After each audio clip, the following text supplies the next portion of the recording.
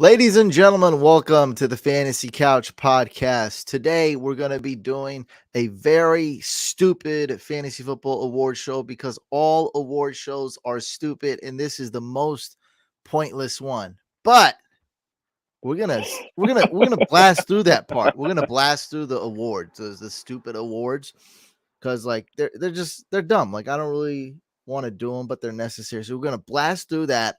Then we have a lot of good content. I prepared a lot of great year in review stats, stuff that's actually important or interesting stuff. So stay tuned for all that. We got some memes, we got a lot of content. We also have sort of a dynasty. What's the past like 3 years? Is it like Yeah, since 3 years? 2020. Since Since 2020, so 2020. We four have kind of four like a classes. dynasty, review as well. So it's going to be a fun podcast, a fun live stream for those that are watching live. Group participation maybe wanted in some parts. We'll see if enough people Okay. are watching. It's fun if we do some guessing, maybe not. We never know how this show is gonna go. We are live, by the way. My name's Hussein the Brain, and I'm joined with Sue Shane, aka the Dynasty Day Trader, aka the Tight End Shaman. Are we ready? Oh, we're ready to go. I love this. All right. So instead of coming up with my own awards, let's just steal some content here, and we will just I guess say stuff about PFF's award shows. I mean, they made the graphics and they put all the players I would have talked about, right? Why Sure. make our Yeah, own I content? got you. Let's just look Kind at of it. This is a react. pretty picture. Reaction. Yeah. That's right. All right. So this is PFF's Fantasy Awards. I think they did pretty dang good, actually. I really agree with their picks, or at least the guys they picked. So first of all, we got the MVP, Christian McCaffrey, 2023. I think this one's an absolute no-brainer. Tyreek Hill missed a game.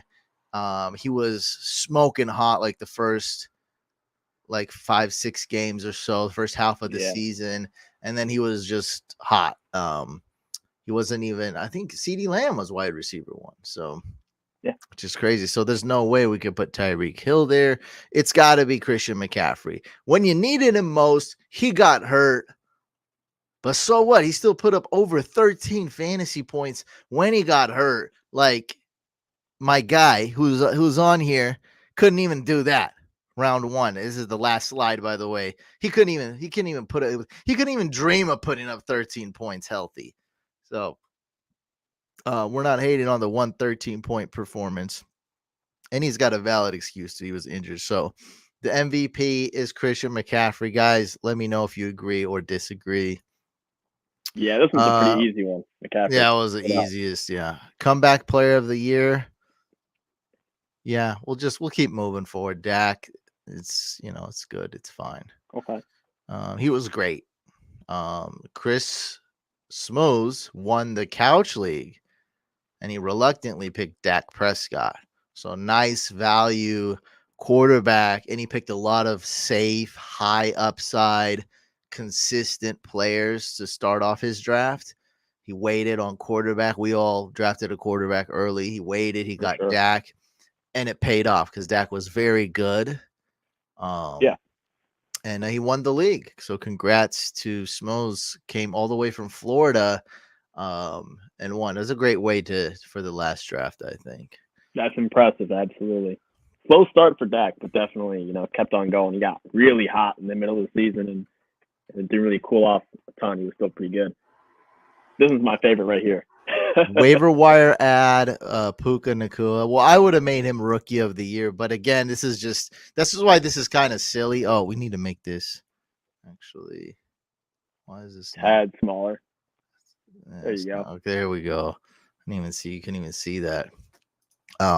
So again, that was MVP Christian McCaffrey, comeback player of the year Dak, and now we got waiver wire ad Puka. I mean, whatever, you got to put Puka on here, and I guess this is the award they gave him. I would have given him rookie of the year and given this one to Kyron Williams, but whatever. As long as you give him an award, it doesn't matter. Rookie of the year goes to Sam Laporta. I get it. It's hard to you want to mention this guy somewhere. Yeah, definitely. In that same league I was talking about, I think Scott's very last pick in the last draft was Sam Laporta, round 16. So it's hard, like, not to mention this someplace. Mitch, who came in third, he drafted Kittle. He reached for him super early. So, Kittle and Porter, right, like kind of neck to neck as far as fantasy points. Yet, one guy, went round 3 in my league. There's going round 5 in most leagues. And Sam Laporta is going nearly undrafted. Last pick, yeah. First round exit, Dak Prescott. We'll see. That'll be because the playoffs are a different beast. It's only good teams in the playoffs. Oh yeah, we're talking fantasy football exclusively here. Yeah, but he's just talking trash to get her done. That's all.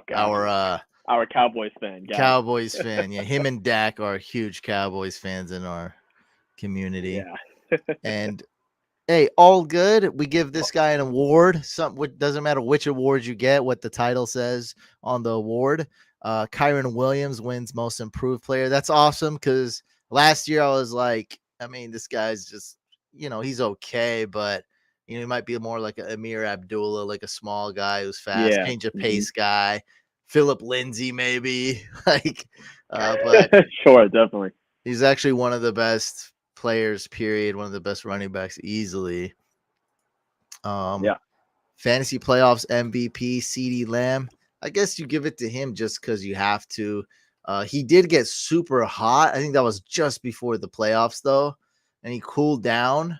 It was right before like the trade deadline. Because I remember we did a trade deadline video where we were smoking hot. Yeah. But I was like, dude, don't sell. I was like, he's gonna fall back down to earth a little bit. I was like, don't sell high on him because, like, what are you gonna get for him? And that was good advice. It turned out to be because his numbers did go down, but he still ended up giving you 20 plus every game. And it's like, I mean, there's not really too many. There's really no one else that got that. So it's like, what would you do? Yeah, he was getting 40 a game. And then he went down to 20, which like nobody else was getting that. So good thing if you kept him. I guess that's cool. Fantasy playoffs MVP. I mean, and no other name comes to my mind. Yeah, I'd agree. I'm with it. CeeDee Lamb, a couple 40-point outputs in the playoffs, but yeah, definitely 20 points. And good advice by you. I mean, who are you going to get to replace this man? Even from a dynasty perspective, he is quite the valuable commodity. So playoffs MVP, CeeDee Lamb, probably the first of many we're going to see in his career. I made a terrible trade, kind of. This is more of a short story. Made a terrible trade in our league, Couch Empire League, the Dynasty League. I traded away CeeDee Lamb, got decent value. Now, one thing I did that was genius, though, ended up being genius. Since that was a dumb move, I made up for it. I think with equal genius, I said, Drew, love the trade offer. Throw in Brock Purdy. Boom. Beautiful. Super flex. There we go. I made up for that dumb mistake. Could have been a dumb as my franchise quarterback. QB7. QB7 is that right? He's a darn good one too. Yeah, he's a top 10 QB for sure. Let's see. In that 5 to 10 range. Let's get this right. QB6. QB6. Oh, QB6 and he's my franchise. He's resting week 18.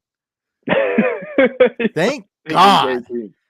Yeah. Thank God. That was crazy move, though. I basically traded Breece Hall for CeeDee for Christian Watson, I think a first, and Brock Purdy. Purdy. That's a good value, at least. In a dynasty. Cool. I mean, I miss CeeDee Lamb. Like, I would love to have him back, but I mean, then again, like, it's not like I have quarterbacks either. So it's like right. Yeah, I mean, I need everything. I was tanking, so it's cool. I mean, I'll live with that.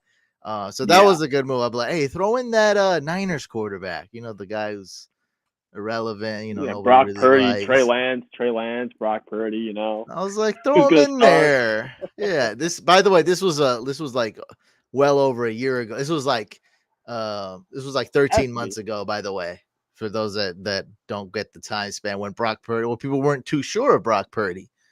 Right. But actually during that exact time, everyone in our Discord was saying that anybody could run the Niners offense. Any bum off the street could run the Niners offense. And then 10 seconds later, we figured out that was not true. And Brock Purdy is the franchise quarterback, which is just, it still feels nuts to say. It's surreal. Last pick of the draft, NFL draft. Crazy.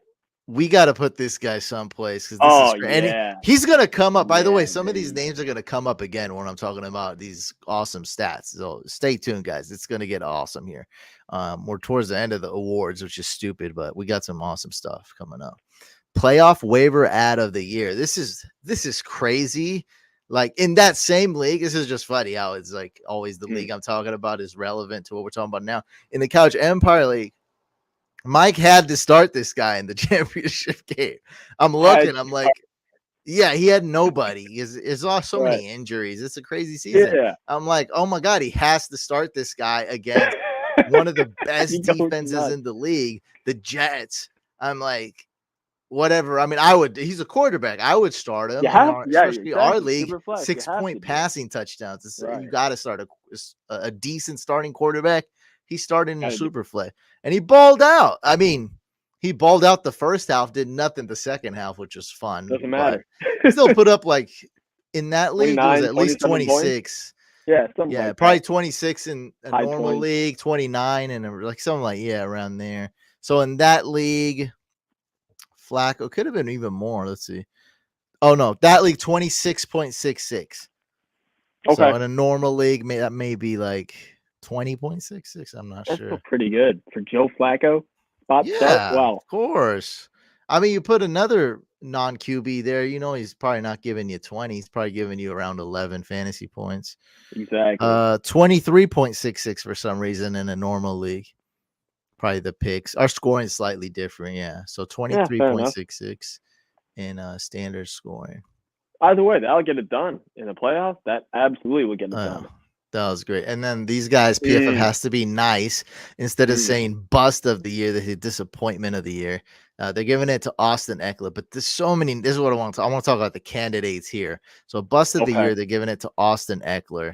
And they say disappointment of the year. I mean, this was just sad because, as you guys probably know, Austin Eckler is the most popular player that's known to play fantasy football. He promotes it. He's a regular guest on people's shows. He basically has his own show or a partnership with like Yahoo or something. I'm not sure, but he's a regular, like he always talks about it. He's known to help us out. He says like put me in your lineup or something last year when he was questionable. Like he gave us a hint. He gives us real insight. Like without being detrimental to the team, he gives us insight on like, hey, the first week I had to block and help out our rookie tackle and this and that. So everybody knows that. Like he's kind of like a fantasy darling because he plays fantasy. He's smart. He he really plays fantasy, right? Not like those people that like, hey, I'm a gamer and they don't really play games. Like this guy, he's genuine, is awesome. He's got all these deals. This year, he's recording depressing videos, doing his promos. Hey, this is a cool fantasy football reign. And I'm like, bro, nobody wants to hear that when you're putting up 4 points. It's sad. And he's on a sad team, and he's a sad fantasy team. We lost the $500 league we're in because of guys like this. Yeah. We had the worst luck. It was crazy. We came in 3rd place. Terrible. Because we drafted this bum. He's so bad. He's pissing me off so much. Pisses me off so much. And he makes me look stupid. By the way, I'm going to complain a lot during this video. I'm not a Karen. I'm more like a comedian doing self-deprecation. Rodney Dangerfield, all right? I'm not a Karen because it's a funny story. I want you guys to laugh at me. I'm not filing a formal complaint. I don't want your pity. I want people to laugh at me. I want to laugh at myself. There's always silver lining. There's good news. Trust me, if you guys don't know what the story that's coming up, I'll reveal it at the end of it'll all come fruition. It'll all come around at the end. All right, this is Full one circle. big story. Yes, this will all come around. So stay tuned. Don't get into it. I just want to let the people know I'm not being a whiny little punk. Okay, I'm purposely making fun of myself, and I have the stats. I have the quantifiable stats to prove how unlucky I was. Isn't that crazy? Now, I mean, there's other I ways know you what can you're look at alluding it. to. Stats, right? Stats. You can look at a certain stat. You can be like, oh, this guy's an idiot. He drafted Elijah Moore. Sure. I mean, I'm not going to really argue. I would say that's a bit unfair, but that's one way to look at it. Also, another way, there's also another way to look at it. I'm going to present to you, I think, a pretty fun way of looking at it. I'm going to quantify how damn unlucky I was this year. Crazy. What, you finished last Insane. in something? You'll see. 18. We're up 18.9, bro. In a league, we're about to win 3,000. I've never won that much in a 12 team in a normal league, like a 12-team league. I don't think anybody has. I don't think anybody here is in a $500 buy-in league. That's no, like, the only people, like, I know people that buy in like that, or they're in like a $1,500 league, $1,200 league. They're all lawyers and doctors. Like, literally, like, the whole league is like from Harvard or something. Like, that's it. Like, they're all because how you gonna find 12 buddies? You know, be like, hey, we're putting in our usual $1,200. Like, dang, Dude. bro. Like, it gets a bit wild. That is some or I mean, crazy gambling. even I'm nuts, and even that's kind of crazy for me as a normal league. But hey, we put up 500, right, guys? We're up by 19. Peep this: Travis Kelce bus, Eckler bus. Mostert ruled out. Amari Cooper ruled out. Keenan Allen ruled out. Like, what the hell is going on? Who else was that? McKinnon ruled out. Yep. Yeah. Entire roster was just gone. Who else? Like, that was just I can't even. The only people that did well were our quarterbacks. We had Lamar, Baker, and Josh Allen. Balled out every week. Our quarterbacks balled out. Like, it was crazy.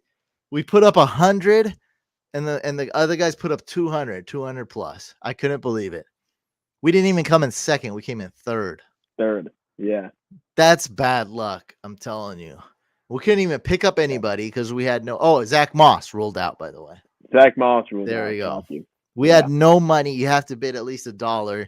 And I kind of felt, I was like, dude, I had to spend it all on Zach Moss. Like, I was like, don't feel bad. Yeah. And then I was like, you know what? Really don't feel bad because there's nobody on waivers. I don't know who we would find on waivers when roster 22 people on each team minimum, not including IR. So 22 players on each team, right? What does that come out to? 22 times 12. Yeah, 264 players. Yeah, dude. Yeah, the 300th best player. Like, that's going to do nothing. Like, don't worry. We got that guy on our team. Jalen Guyton, 0 points. We have him on our team. Don't we? Donald Parham, nothing. This guy's in a $300 league. 126. He came in first. Awesome, bro. That's awesome. That's crazy. 300 is a good buy-in, but like, I'll be honest, it like you got to come in first to make it like, oh, that's big money.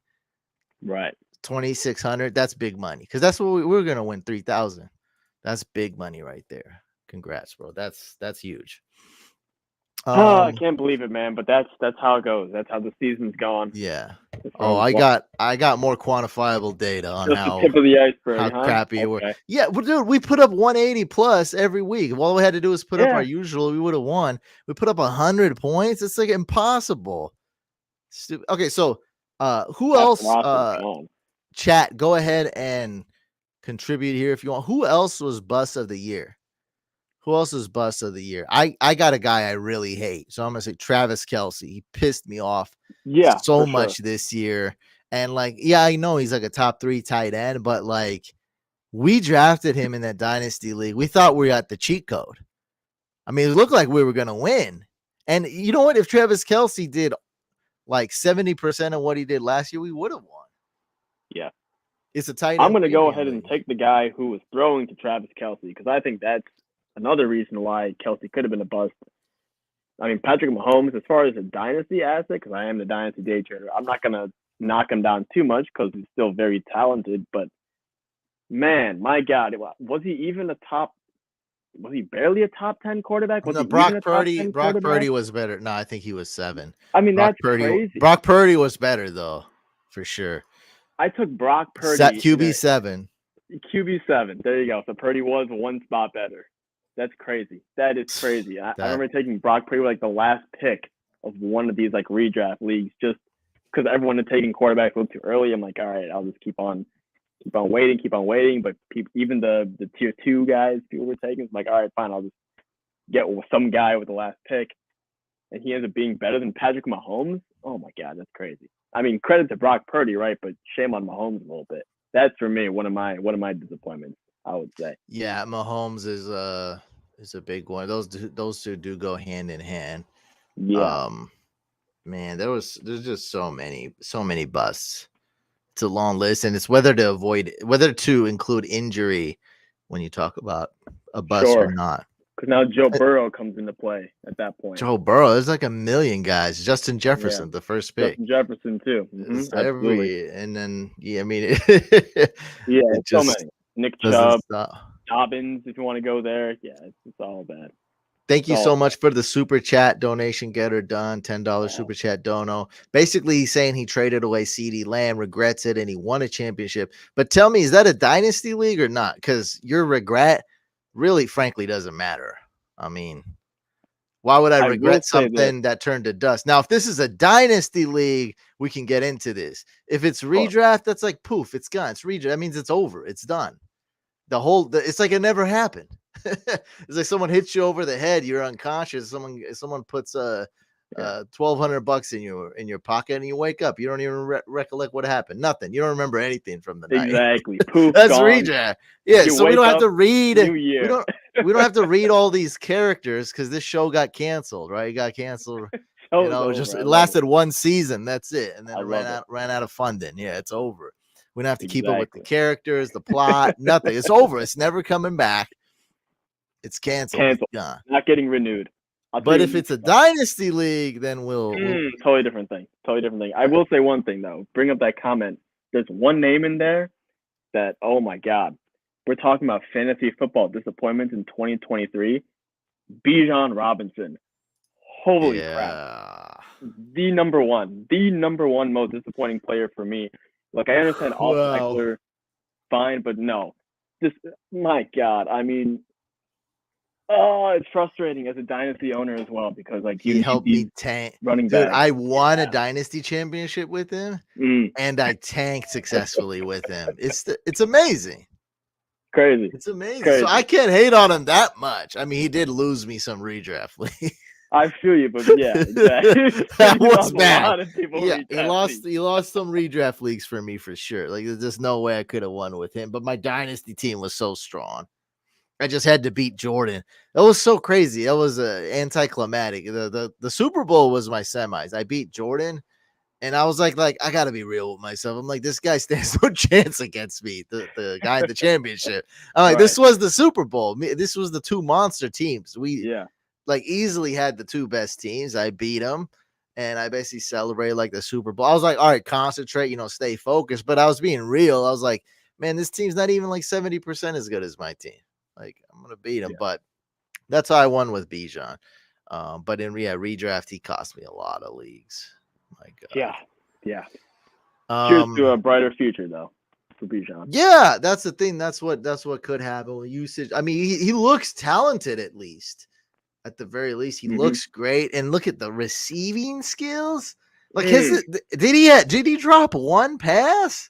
No, he caught one behind his back. I know. Yeah, he caught a bunch of crazy ones. I mean, dude. This guy is nasty, bro. He's like just as a receiver, he's like one of the most talented receivers in the league. Like I know I said this exact same line, but that was college. I was, talking about him as a prospect. To see it in the NFL, that was amazing. Lots of hope.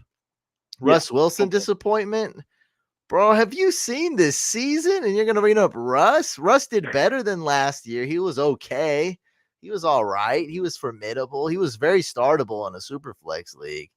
But you're going to there's 100 guys who you call disappointment before Russ Wilson. I'm not calling Russ a disappointment at all. Heck no. He was a disappointment last year. Yeah, 2022. Yes, huge bust. Huge bust. This Darren year, Waller. whatever. Yeah, because of injuries Another included. injury guy. Darren Yep. Waller's a pretty big bust. Yeah. Mm-hmm. All right, so we're gonna go on to some more content. So, what is this meme?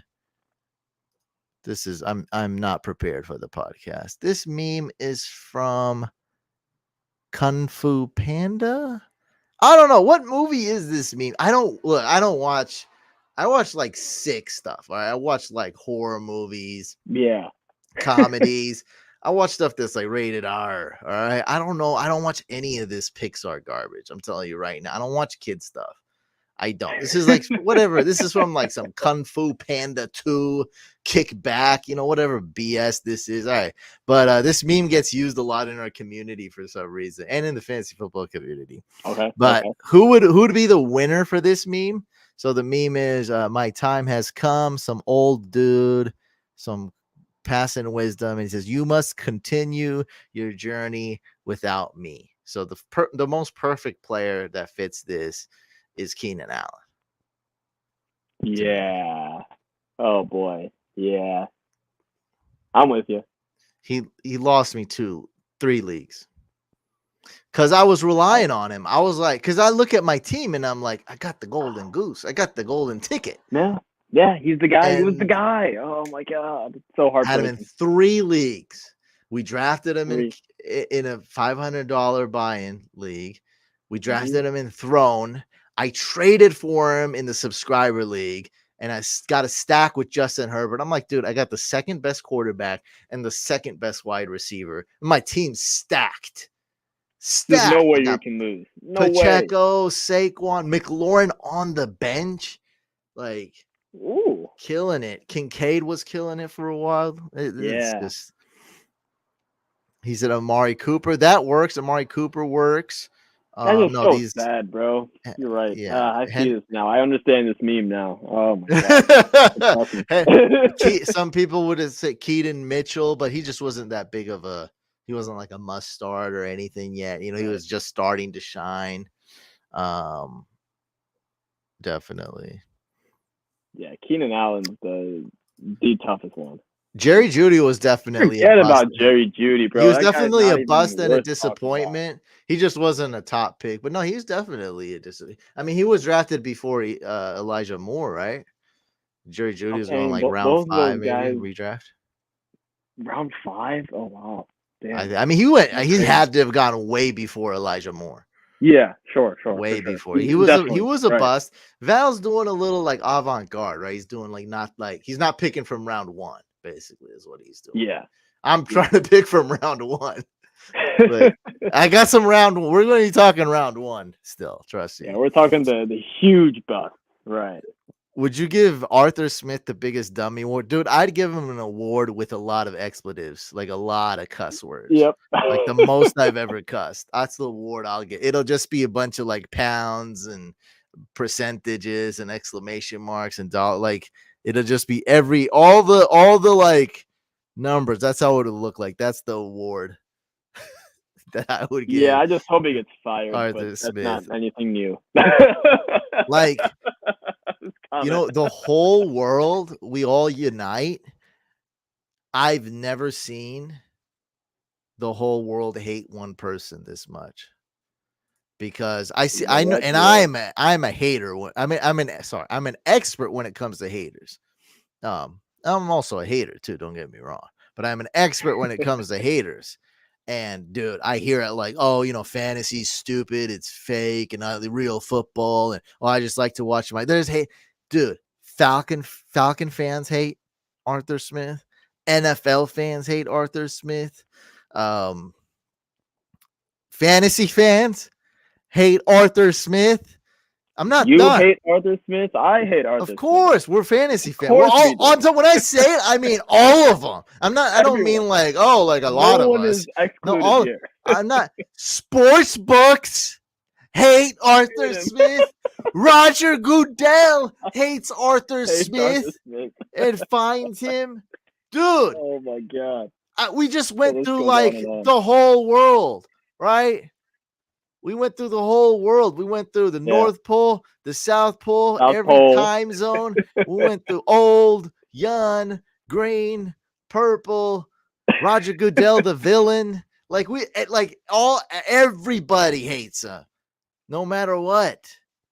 He's the most hated. That's the award. What did you say? What did he say? Biggest most hated. Yeah, most hated. Most hated. Like Arthur's, that's the name of the award. Absolutely. Most hated. But I think this goes to Keenan Allen right here. Oh yeah, sure. I mean, I guess Amari Cooper. You guys know Amari Cooper probably would have let you down in week 18. We had him. I mean, we could have used the cool 8 points from him in our best ball dynasty. All right, let's move on. Sure. Now, people are saying this is the biggest bust, Austin Eckler. All right. But let me make this. Wow. This is an interesting I have topic. Quantifiable data to show you, right? Everyone's like, he's a league winner. Okay, Kyron Williams, league winner for sure. Yes.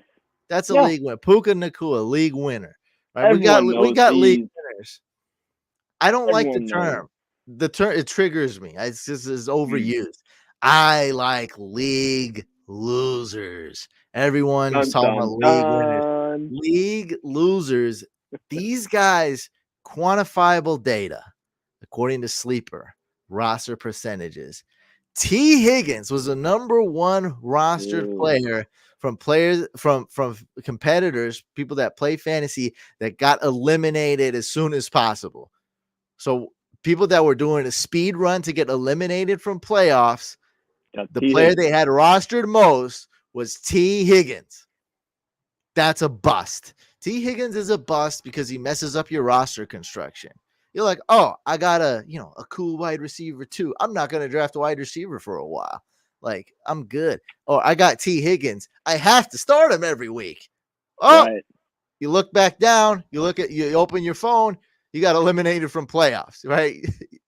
You blink twice. You're eliminated from playoffs. Poof. T. Higgins is definitely a league loser. My opponent had him in the Super Bowl. He started playing a little bit better towards the end, but I guess in the Super Bowl he saw. What did he do in the? I have no idea what he did in week 17. Nothing. Worse than he did 12. 2.9. Yeah, oh man, after putting up 22, 25, then 2.9. Oh my God, one catch.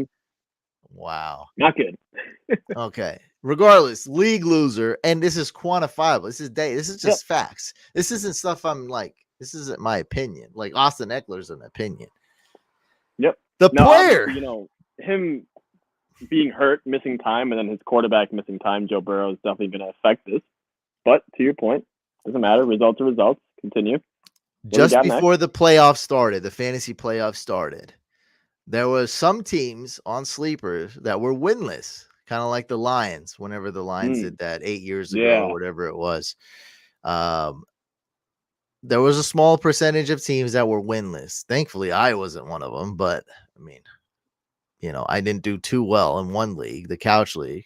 And the player that was rostered the most on these winless teams well into the season was Nick Chubb. It's really hard. I mean, basically impossible to come back from this type of injury, or this type of hit your team takes, because it's like, and you can't even go like, hey, I'm picking up Jerome Ford and it's a done deal. Jerome Ford is just okay.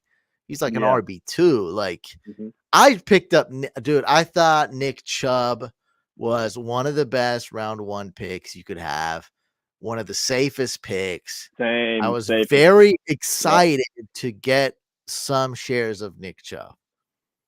Very excited. We drafted him in that dynasty league. We're in $500 buy-in. Boom. I mean, dude, think about if we had Nick Chubb. That's, oh my God, we would have crushed it. It would have been crazy. We would have left them in dust, bro.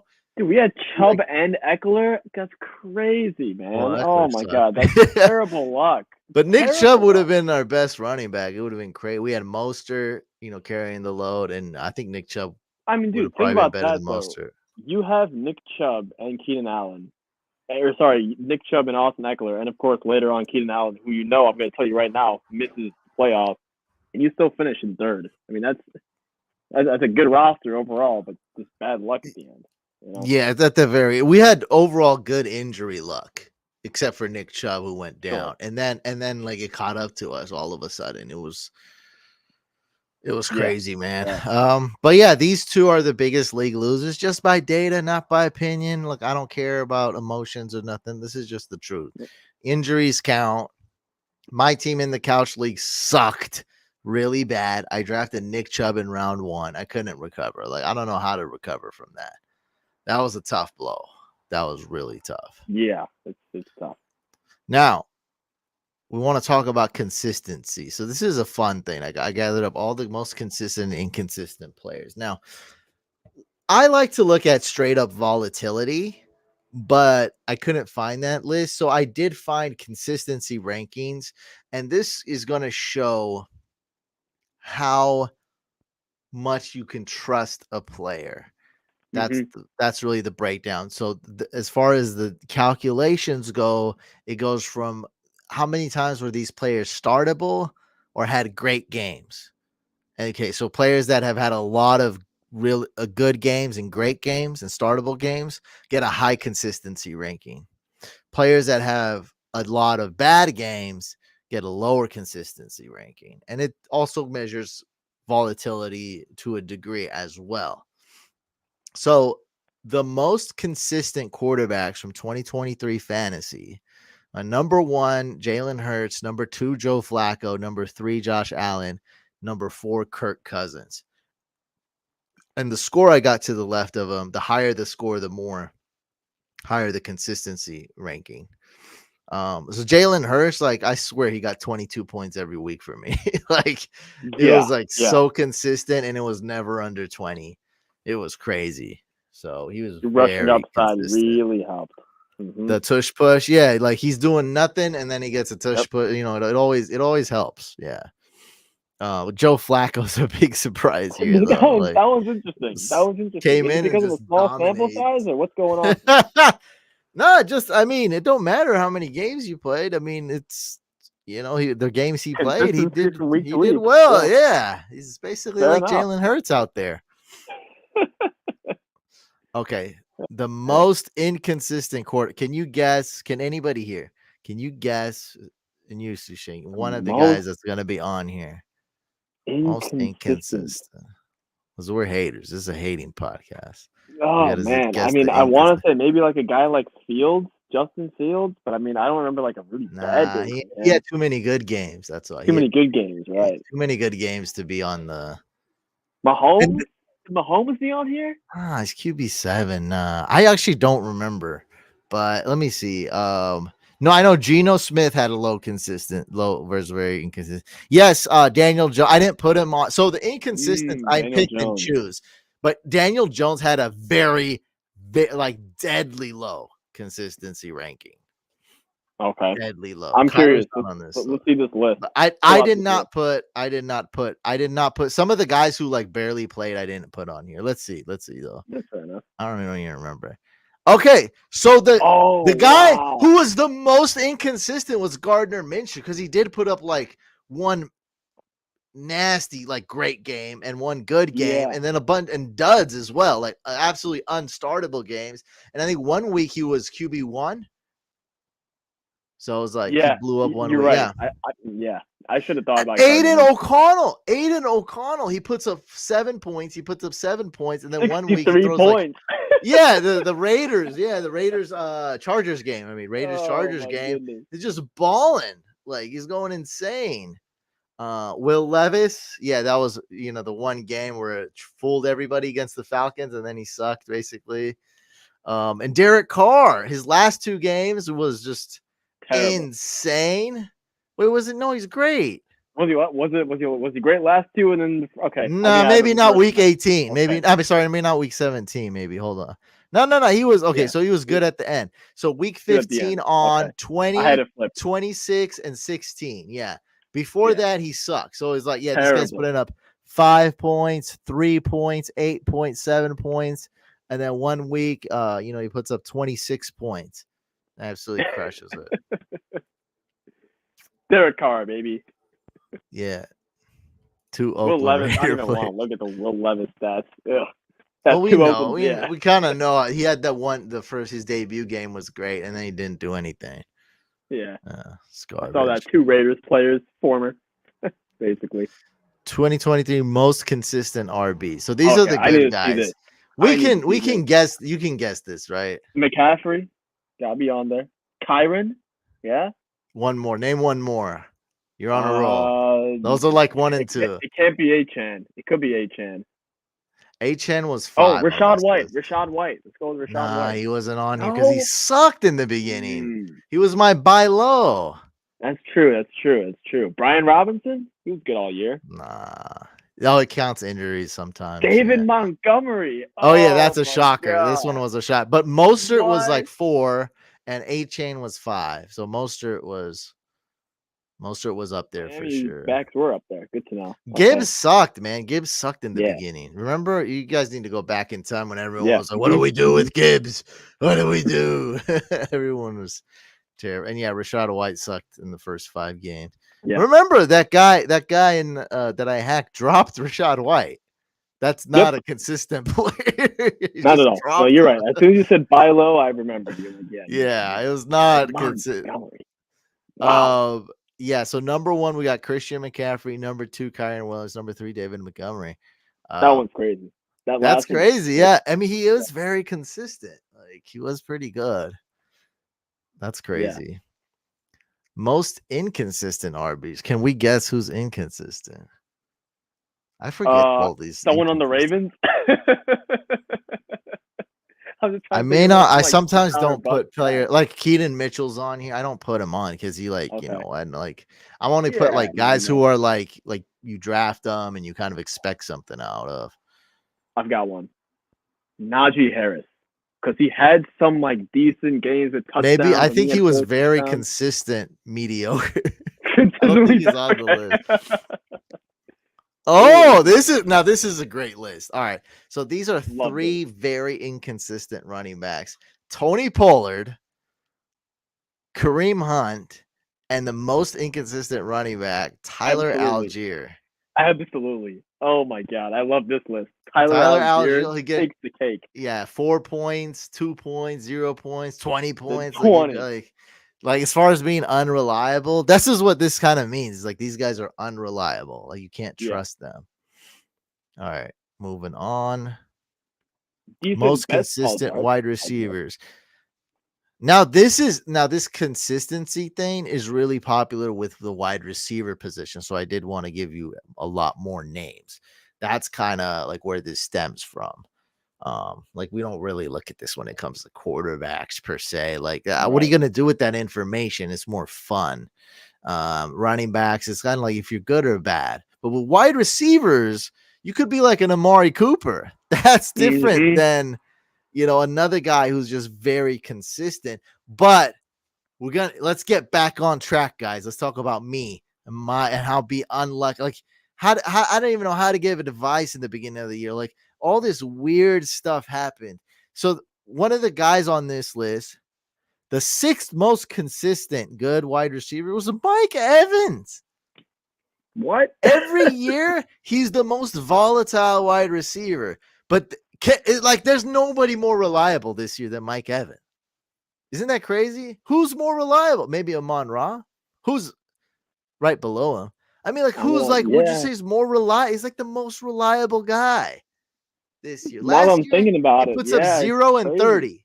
0 and 30. That's why Germ lost last year, because I was like, Germ, you just need 2 catches from Mike Evans, and you got this, bro. He's like, 0 catches, and then he just got 0 catches in week 16 for him, and he lost.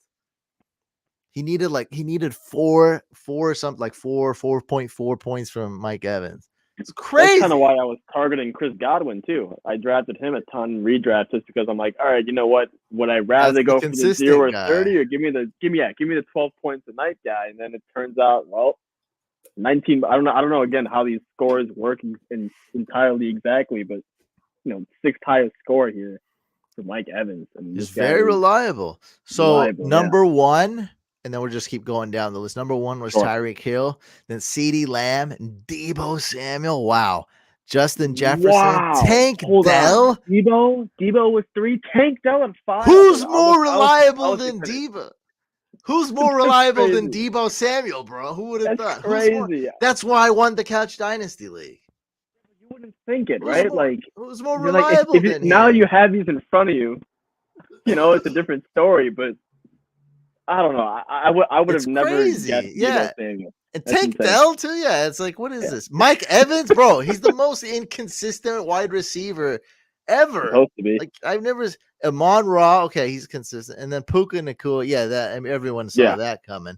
Some 5th round rookie, just just dominate, playing better than Wes Welker out there. Like, yeah, Right. we knew that was gonna happen. Oh yeah, we all knew. All right. Good stuff. Name. Guess one guy. All right, chat to guess one guy on the most inconsistent wide receivers. I already revealed one shocking name. This was the most shocking name to me. Was Chris Olave. That's crazy already to me. I couldn't believe it. Guess one guy. Inconsistent receiver play. There's a long list right here. Oh my god, why can't I think of any right now? You know what? How about one that we just mentioned? A league losing guy, because I know that I have him on some teams. I know he put up some 20s late in the year. Let's go with T. Higgins. T. Higgins. I don't know. Is he on the list? He's got to be on the list. I don't think he is. I don't know. Maybe. I don't know. That's the only one I can think of. T. Higgins. He's not on the list. D. Hop. Let me see if I missed. What is going on with there we list, go, bro? Oh, okay. T. Higgins. T. Higgins, by the way, actually, that was he got a 1.99. That's low.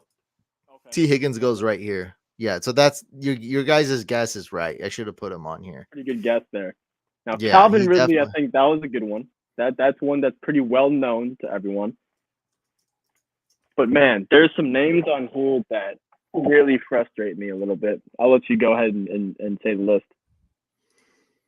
Yeah, so we're adding T. Higgins because that was a Key's guess, that was your guess, and he definitely is on here. So at number 1, we got Chris Olave, and I was like, what, like a possession receiver, like a PPR guy? How is that possible? And this is telling you guys, this is the freakiest season ever. It's not just that everyone got injured. It's not that we saw 4-string quarterbacks going against 4-string quarterbacks in the same game, like the Jets-Browns game. It wasn't just injuries. It was stuff like this.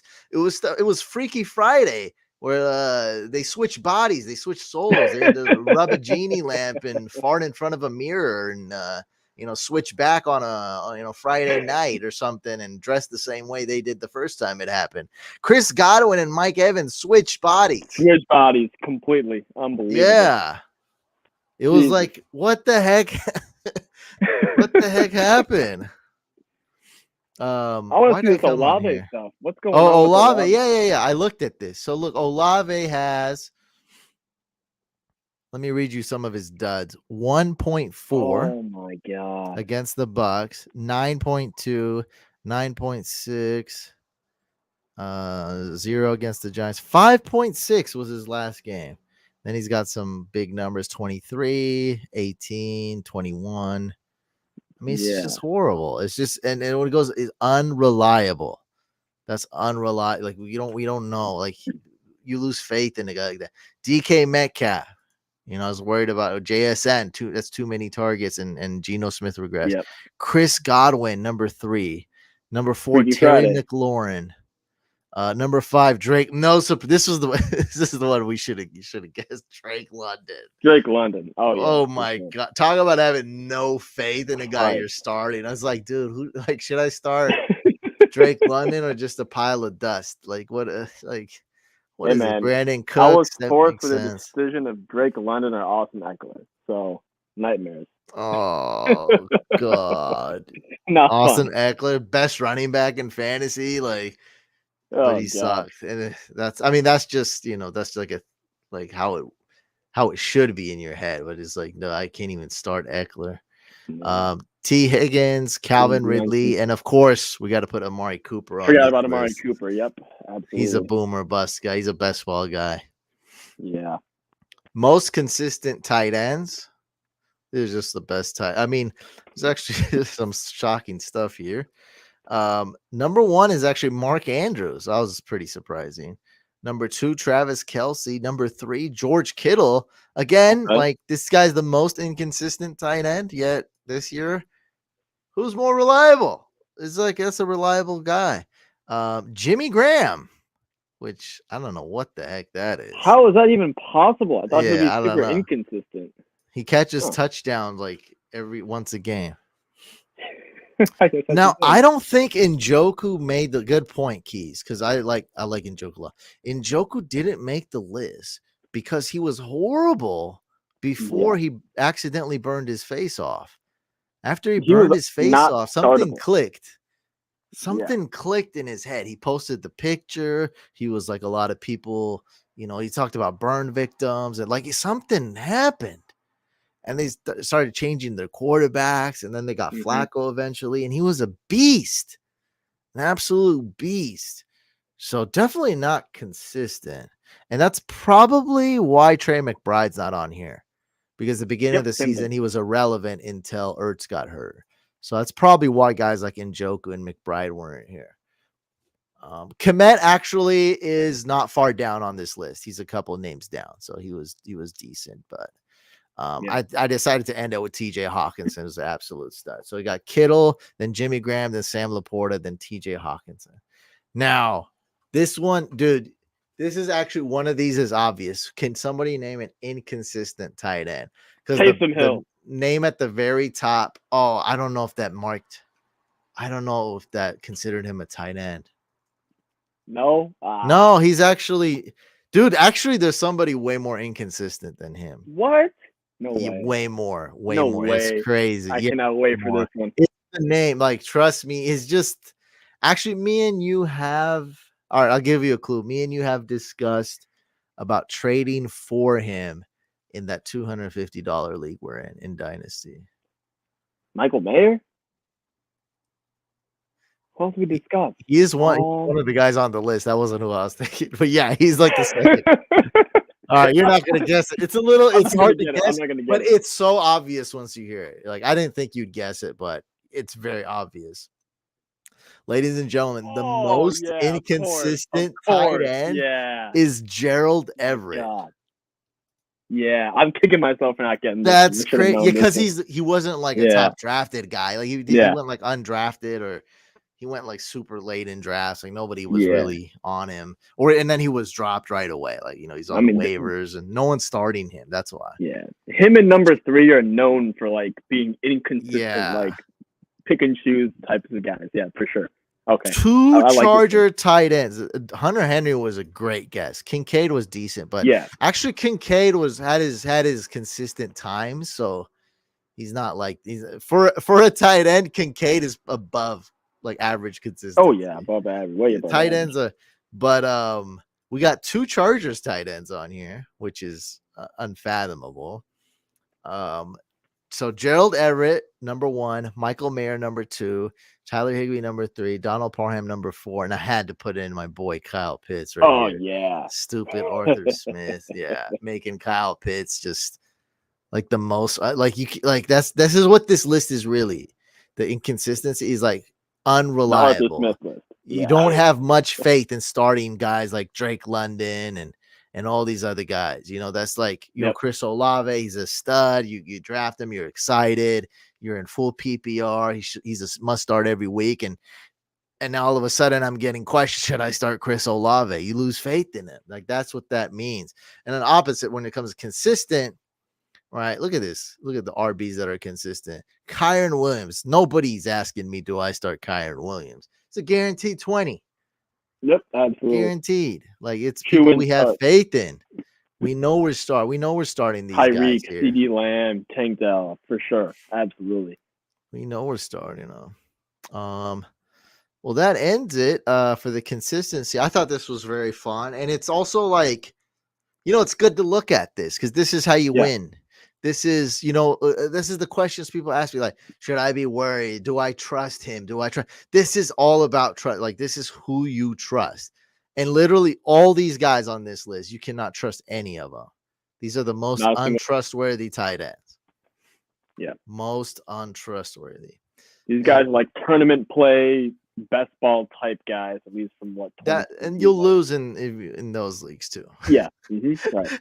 And right. they won't have too many boom weeks though. This also takes into account totally the bad game. Right. Yeah. They won't win you there. I mean, I guess they're better suited for that format. Yes, but you'll still lose. Is the point. But when you're starting them yourself, like that's just you're dead. It's even worse. You're done. Yeah, it's over. You're playing with fire. Like there's no winning. Like you're not gonna start them on the good week. Is what, like, that's a total guess game. You're rolling the die. And 1 out of 6 chance you got it is gonna have a good game. And let me tell you right now, spoiler alert, you're gonna roll snake eyes. Like you're gonna get the bad game. Yeah, you're gonna get the bad game.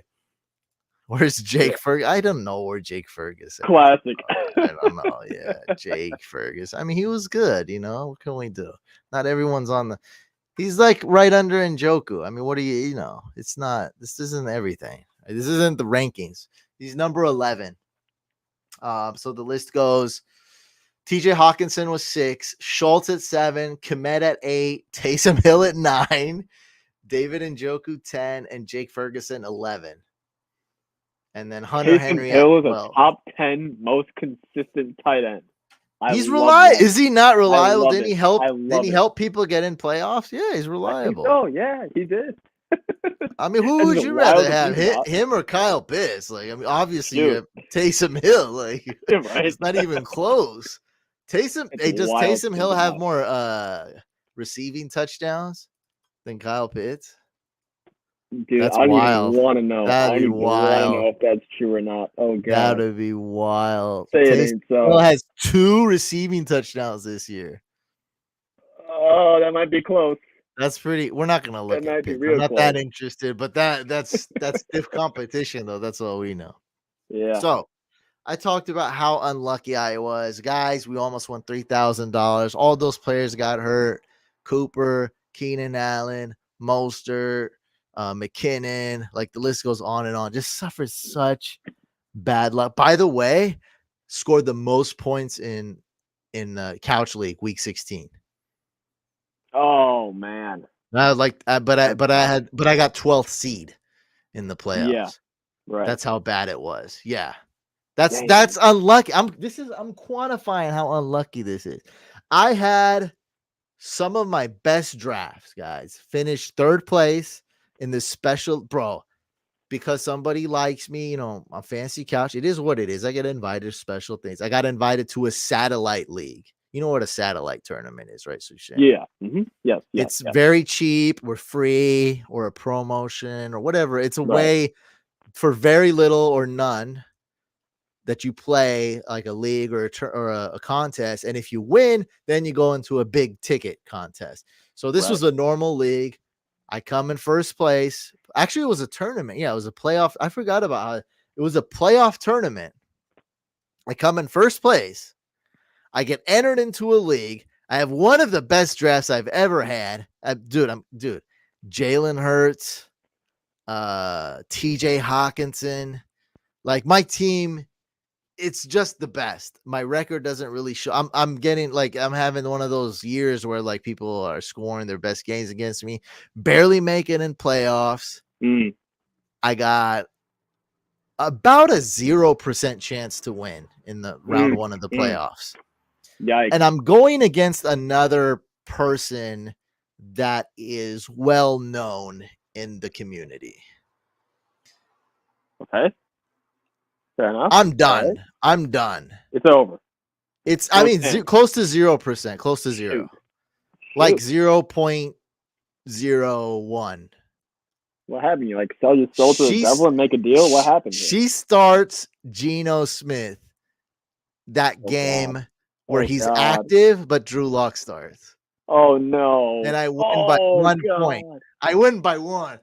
And I'm like, this team is so stacked. Can I bring up my team? Like, this is no joke on how stacked my team is. And I may not have all the players. You're starting Geno. Oh Look, Jerome, no. CD. Look at this team. CD Lamb, Puka Puka. Nakua, TJ Hawkinson.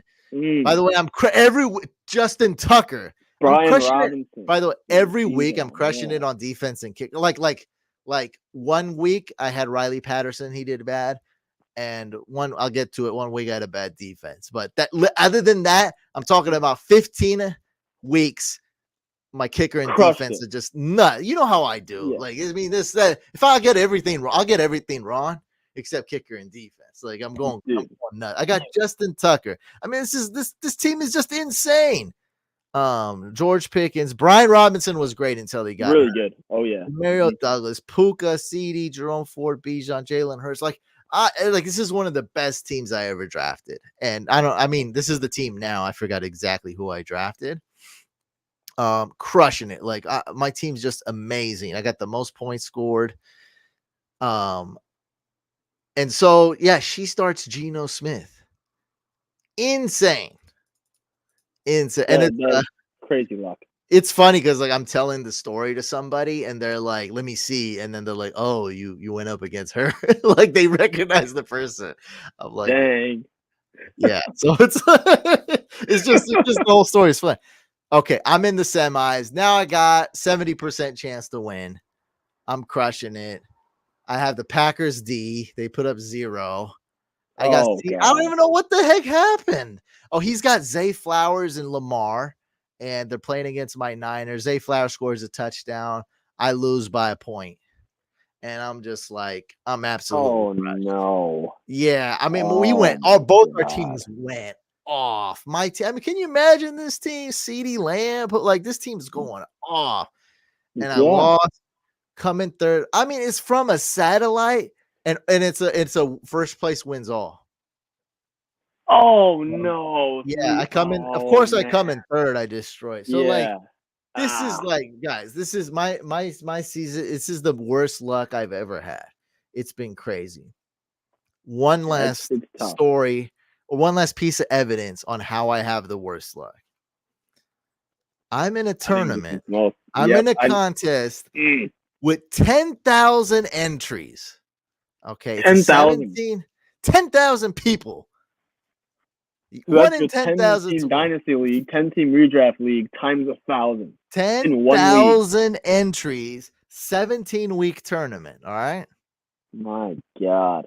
It's a little different. I'm summing it up. Essentially, you start team positions. So let's say you got SF quarterback, you start Brock Purdy. Or let's say you got Cleveland quarterback, you're starting whoever puts up most points at Cleveland quarterback that week, whether it's Deshaun Watson. Joe Flacco now, PJ Walker like 8 weeks ago. Or a better example would actually be like a wide receiver, like Texans wide receiver. That's actually the best example. Some weeks it's actually happened. Some weeks it was Nico Collins, some weeks it was Noah Brown, and some weeks it was Tank Dell. So whoever scores the most, it goes like that. And so you don't start players. I'm in a 10,000 entry fantasy football league. There's weekly prizes if you finish first that week. First place wins $10,000. Guess what place I came in? Now, I think you know how the story turns out. Now, I do. Nobody knows nobody read my manifesto on Twitter. Guess what place I came in. Now, I did enter several times, and I was in 4th place, actually, in one of my entries. Ended up finishing in 11th. But I have another entry that just shows how crazy, my bad luck was so strong this year. Unbreakable, unmatched, magical, miraculous. Like, bro, nobody was touching me. I came quantifying in 10,000th place. Dead last. Last time I did that, I did something like that on DraftKings and I almost cried. This dude said 100th. No, I came in 100? No 10,000. way. Now, why I'm not a Karen, why this is a good story. This is funny. This contest is very special. It's very unique. If you finish dead last, you win $1,000. Bro. I won $1,000. And I just want to congratulate the Jets quarterback, the Washington quarterback, Ravens. I mean, look at this running back room, Sushane. You can't get more crappy than this. Ravens right now. The Ravens running backs are fairly talented, but who's like, yeah, it's a spread out. There's Lamar. He's throwing the ball. Who is it? Like, they all get you 7 to 14 points. No one's getting more than 14. That's about it. On this Yeah, you're not getting a 25-point outing ever. Yeah, nobody's balling. Everyone's getting 7 points, 10 points. Like, it's lame. Ravens running backs, here. Panthers running backs. Which I think the worst room in all of football. Worst. That's awesome. Bears running backs actually very bad. Very bad. It's a four-headed monster if you include Justin Fields. It's disgusting. Texans running back, pretty bad most of the year. Then Singletary emerged, but it wasn't good. I love this next Falcons wide receiver. Oh, dude. Can you get any worse? Dude, how to lose a league. Can you get any worse? Oh, yeah. Than to have the highest scoring Falcons wide receiver. I mean, we just got done talking about Drake London, how he's like, that was a no-brainer. You guys should have been able to guess that, huh? That was a bad one. That was a no-brainer. That was a layup. Well, that's who I got. I mean, my God, he did nothing. It was incredible. Goodness. It's just Drake London. You know what's funny? Drake London wasn't even the guys a lot of weeks. In the beginning, it was like some random dudes. Yeah, I don't even know who. Hodges, Isaiah Hodges, Kadero Hodge, my guy. I'm definitely mixing in the Giants wide receiver in there, Isaiah Hodges. A little bit, yeah. I'm putting a little sprinkle of him in. You're right. Kadero Hodge. Van Jefferson, I don't think he cracked it once. Maybe once, but 0 or 1 time, yeah. But Drake London wasn't even the guy who was Atlanta wide receiver a lot of weeks. And when he was, it was great. I mean, it was awesome. So that you can't beat that. Colts wide receiver, okay, that's actually really good. Maybe bench them, right? Because you can bench. You start sit. Yeah, you start sit. You make start sit decisions. Rams wide receiver, permanent bench. That's way too good. That's like top 5. They rode the bench every week. I'm not messing with that. Once Seahawks you realize what your real goal was. That's not bad. Other than a couple games DK balled out, they're kind of like the Ravens running backs, right? Because it's a lot of these mediocre games, a lot of like 11-point games. So the 3 guys kind of bit into each other's stats. Right? Didn't Metcalf? He only blew up a couple times, right? Like that, and that was really the huge. Yeah, Thursday night football. He had 3 touchdown games. Huge, but I mean for the whole I don't even know if I started him that week. So, but as a whole, inconsistent players list you just pulled up. Yeah, but as a whole, it was 3 good wide receivers. I mean, I guess Lockett was. If you're looking at stats this year, Lockett sucked, but. Yeah, too many mouths to feed. And Geno Smith wasn't incredible. So, yeah, he regressed for sure. The Giants' whole wide receiver. Yeah, I didn't. If I had the Giants, then this would have been even. It would have been even worse, which would have been good. But hey, look, it's not perfect, all right, but almost. Yeah. Instead of the Rams, if it was the Giants, yeah, or Patriots, perfection. Giants. Let me ask you something before you continue reading out the rest here. When did you pivot? Because obviously when you're drafting week 1, you're not drafting to lose the league and come in last place. You're drafting to try to win and come in first. Like, when did you pivot? When did you realize, was it week 5 or 6 where you're like, all right, this roster kind of sucks. I should probably try to lose the league? Yeah, I don't remember what week, but that's exactly what it was. Week 6, I look at them what? Okay. This is whack, and I'm like, there's no way it's winning first, So what am I gonna do? You gotta, I make a cutoff around 5th, the cards at the very bottom that are terrible. They're 9,000. They're way less than 9,000th place. I'm like, all right, I'm not going for the weekly prize anymore. I'm tanking. But this Got one it. was special. This one was special from the jump. As soon as Aaron Rodgers got hurt, as soon as we saw what Drake London was and Aaron Rodgers got hurt, and we saw what Damian Pierce was, this one was special. Potential. Yeah. Okay. Tennessee wide receiver. That's pretty bad. I like that. Guys, look at this tight end. This is my permanent start. Panthers tight end. I mean, this was my secret weapon. No matter who I went up against, nobody had a worse tight end. My tight end's putting up 1.6 points per game, guys. They're going 1.6. berserk. On a good week, 3.3. I mean, the best week was like a 6.1. Tommy Tremble, like a 1-yard touchdown. That's it. That's all we got. It was horrible. And then for some reason, if you needed to start the tight ends, tight end, which you don't because you actually do anything good either. Oh, they were man. not great. I mean, they were much better, but they weren't amazing. But so in this, so what's funny is you start people that are on bye. God, okay. I mean, you're trying to look, yeah. You do everything you can. How I put it, so this is way before I won. By the way, this is tournaments. This is the third year it's going on. So this is not something I'm saying now. Just to be clear, I have proof. We can go to the Discord receipts. I said to finish dead last takes more skill than to win first. Now, I don't know if that's actually true, but it takes equal amount of skill. It's just saying, like, all I'm really, my point from that really is it does take skill. Like, you got to do you're weird still winning stuff. something, right? And I'm so competitive, and I've been playing fantasy, so this is so counterintuitive. So, like, literally every time you make a start sit decision, you have to tell yourself, I'm trying to start the worst guy. It's like I'm purposely trying to miss this shot. You know, in the NBA, this is a great example. In the NBA, you ever watch a game where the dude tries to miss and makes it? That's because 30 years, his whole life, since he could touch a basketball, the kid has been trained to make the ball go in the basket. Like, that's it. It's muscle memory. Like, what are you going to do? You're going to get the ball and think before you shoot. So when he grabs the ball, when he wants to miss, what happened? Oh, but accidentally win it. Why? Because you shot the ball 1 million times your whole life trying to make it. And now you got your first time ever in your whole life. You're trying to miss it. This is how it was. I've been playing fantasy football for 15 years before these tournaments started. And now I'm trying to lose. Like, it's so hard. It's so hard to start the Jets quarterback. Like that, it just makes no sense.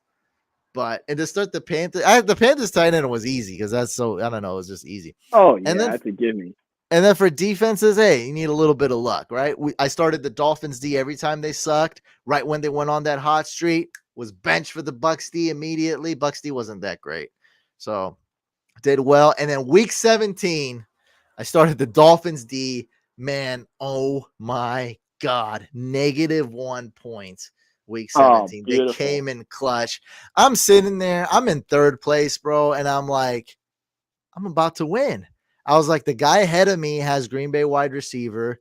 Just the guy just needs one catch. And then the guy in first place has Green Bay wide receiver and Green Bay running back. And no way. And I'm up 7. I'm like, this is it. This is it. And then Wicks. Sorry, not Wicks. Jaden Reed goes off. Oh, yep. Mm-hmm. I mean, he doesn't even have a normal performance. He scores 2 touchdowns in the first half. He went off. Yeah. 31 fantasy points. 27 26. fantasy. I'm tripping. That was snaps. Dang. He got injured. Wow. He only played 31% of snaps. Yeah, he got hurt too. Yeah. Mm-hmm. Yeah, but 2 touchdowns the first half, 89 yards. So he just the wide receiver alone. So I absolutely dominated, or stunk, you should say, whatever. Absolutely crushed it. So you won it. That's how I'm gonna. I don't know how to, like, I don't even know the terminology to say, like, did I win? Did I do good? I mean, I did bad. I did so bad that I won that prize. Bad you won. Yeah, that's how you win for being this bad. It's difficult. You guys understand? It's difficult. Like, you guys understand how bad luck I had? Like how terrible it was? This is how terrible it was. 10,000th place out of 10,000 entries. That's crazy, bro. Trust me, you think Wow. it's easy. It's not. I'm just gonna tell people it's not easy. It's not easy to suck this much out of 10,000. Like, that's real money. That's not like nothing. It's $1,000. Like, people aren't gonna be like, whatever. I don't want to come in loud. They'll be like, bro, I'm trying to come in 1,000. People were talking about it too. People were like, man, who got Green Bay wide receiver? This guy was like, man, I do.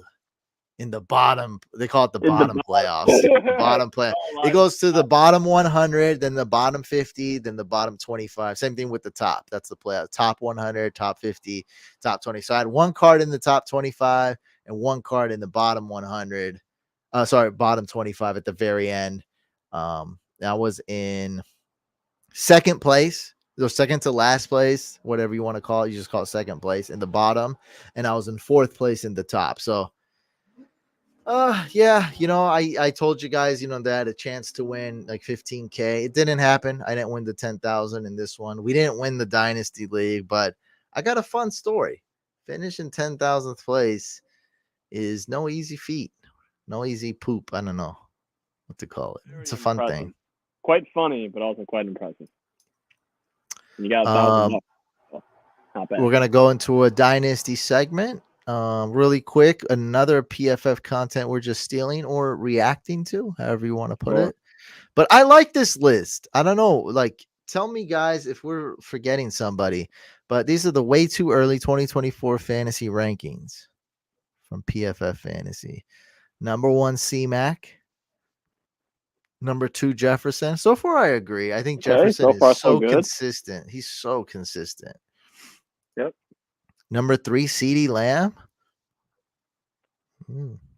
Okay. He's pretty hot. Number 4, Amon-Ra. Number 5, Tyreek Hill. I think I gotta put Tyreek ahead of Amon-Ra. I was gonna put Tyreek, and also I'm waiting for AJ Brown. So, I think AJ Brown still deserves to be above of Jamar Chase for sure. Jamar Chase, number 6. Okay. AJ Brown, number 7. Jamar Gibbs, 8. There's no running. You forgot there's no running backs, bro. There's not any good running back. Number 9, Breece Hall. Number 10, ETN. Okay. Huh. It's not a bad list. That's really my only thing is Tyreek Hill. I gotta put before Amon-Ra. So I'd put Tyreek Hill at 4, maybe. I'll do Tyreek at 4, AJ Brown at 5, and then give me Amon-Ra at 6, Jamar at 7, and then we can the rest, however it was, those RBs. I like the top 2 though. I think the top 2 are for sure. I think that this is what you're going to see in almost all leagues. You can see 1 McCaffrey, 2 Jefferson, or maybe some leagues will go Jefferson 1. Again, we're talking 1 quarterback leagues, obviously. But yeah, I like it. I think these are 2 guys who are going to really pop off for 2024.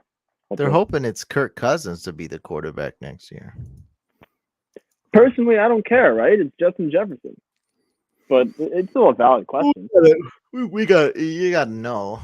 It's good to find out before you make your ultimate investment and take him top 2. Yeah, that is a big time pick at that point. Louise is saying, I want to join these kind of contests next year. Where do I sign up? Hit me up in Discord. I'll show you where. But telling you, it's not like it's not easy to win 10,000th place. Trust me, dude. Trust me. I'll tell you what, though. Go ahead. You first. Well, a lot of the tough competitors, they were starting Green Bay wide receiver. They didn't know it was gonna go off for 27 points. Yeah, Jaden Reed, 2 touchdowns and like what? It's hard, bro. Crazy. I was so pissed at Trevor Siemian. This jerk. He could have ended it. It could have been. I didn't have to watch whatever it was. Sunday Night Football. Was it Packers, Vikings game? Whatever it was. Trevor Siemian, bro, you could have ended this. I didn't have to sweat it out. I could have just started the Washington quarterback. No, but the dude had to score like 14 or something like that. 14?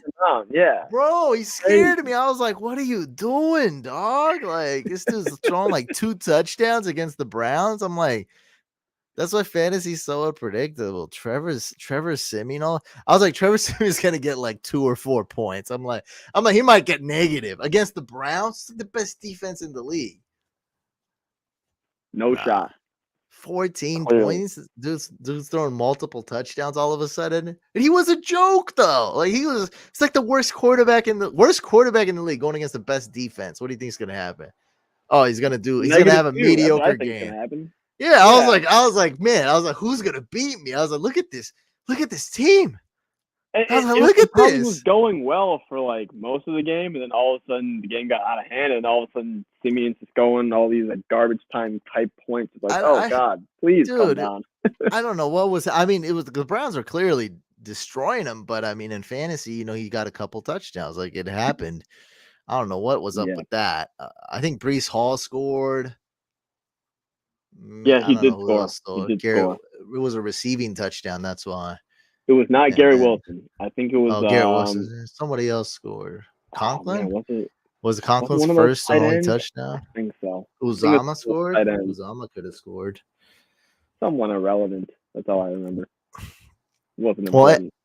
anyway, let's go on to the dynasty segment. We're gonna Yeah. do the best rookies, but I was telling Sushane, hey, why don't we do like summary of the last like prospects since like we've been really playing dynasty tough, like who's the Jalen Ragers, like who's panned out, who's been like a biggest bust, like who's been good, just kind of review the last few years all in one and to end this live stream. So take That's over. what we're gonna do.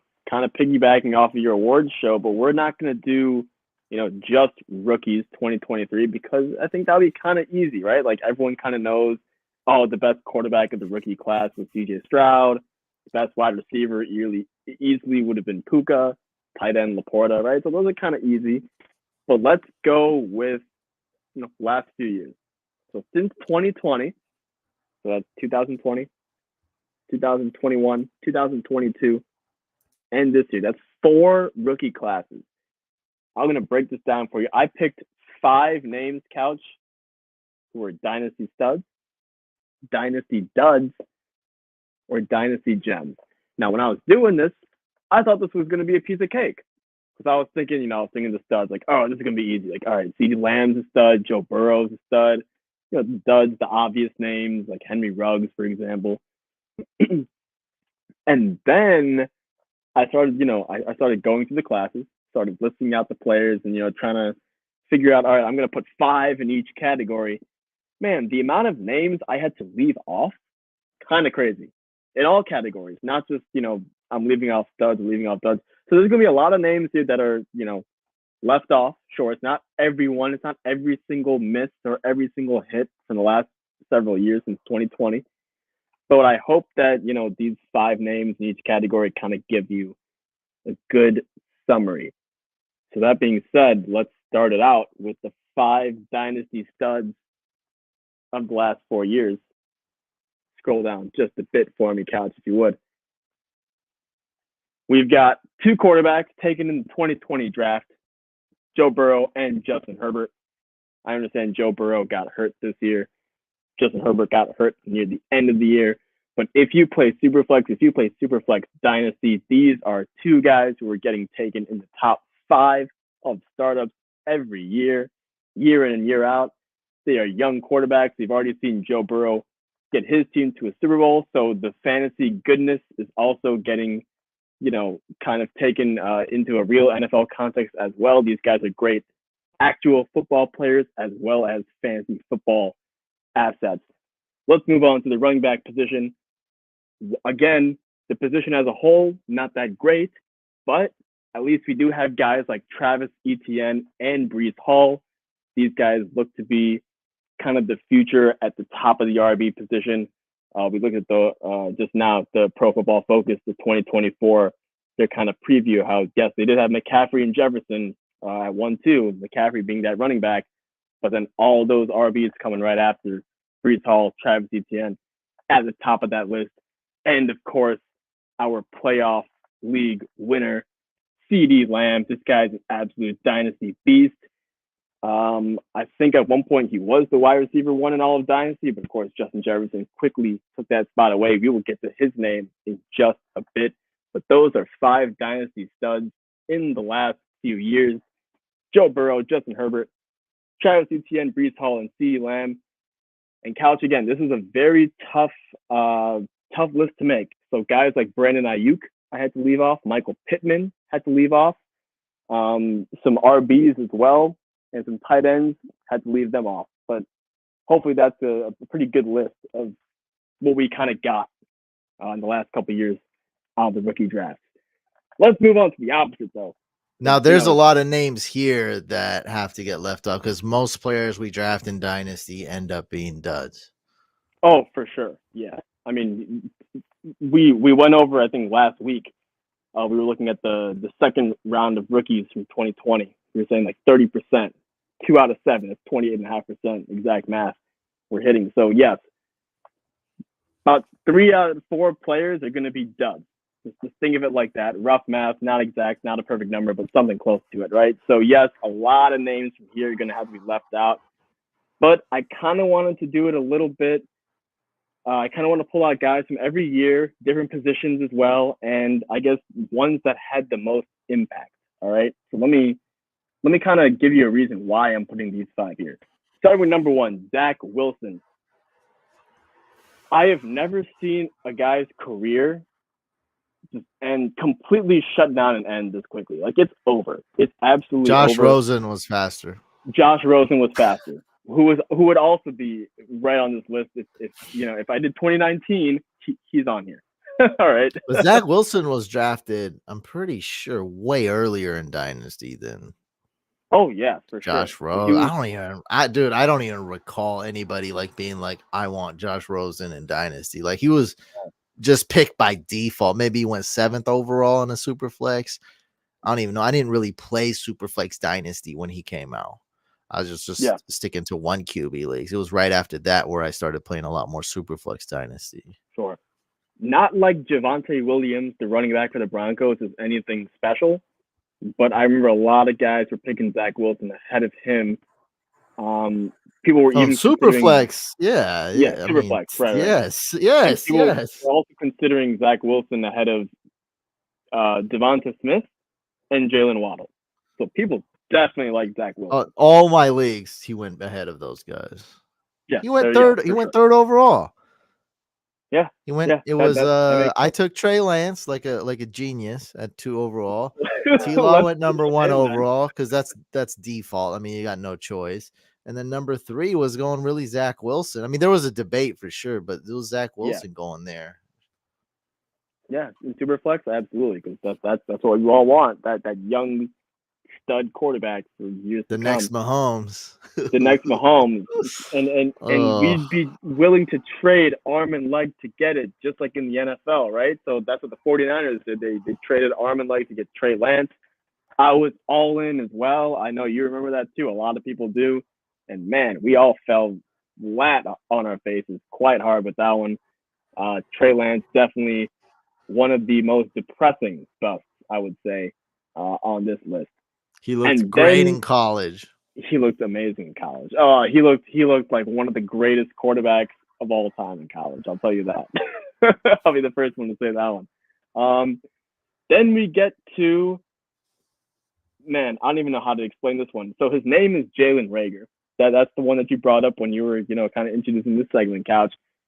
And the thing about Reagor is that, yes, there is an element of him not panning out, which does matter, right? We are talking about dynasty duds, and he is from a scoring fantasy football production point of view purely, he's a dud. But what makes this one even more painful is that I would say about 60% of guys who drafted Jalen Reagor passed on Justin Jefferson. So it's not even just about, I ended up with Jalen Reagor. It's I ended up with Jalen Reagor when Justin Jefferson was right there for me. That is a huge mistake. And unfortunately, this is going to kind of go into the next name. I'm not willing to, put the seal on this one just yet for the Titans wide receiver, Treylon Burks. But man, it seems like we're on a path right now that if what we've seen continues, Treylon Burks is a guy that I picked in a lot of leagues when Garrett Wilson was right there, for instance. I understand Garrett Wilson, we're still have to see him. He had a bad quarterback this year, so he hasn't really, produced like the elite receiver we all think he could be. But hey, if he does one day ascend to that level and Treylon Burks shows what Treylon Burks has shown in the last 2-3 years, which is not much, then I'm definitely going to be kicking myself that I drafted him instead of Garrett Wilson. And that leaves us with the last name, Couch.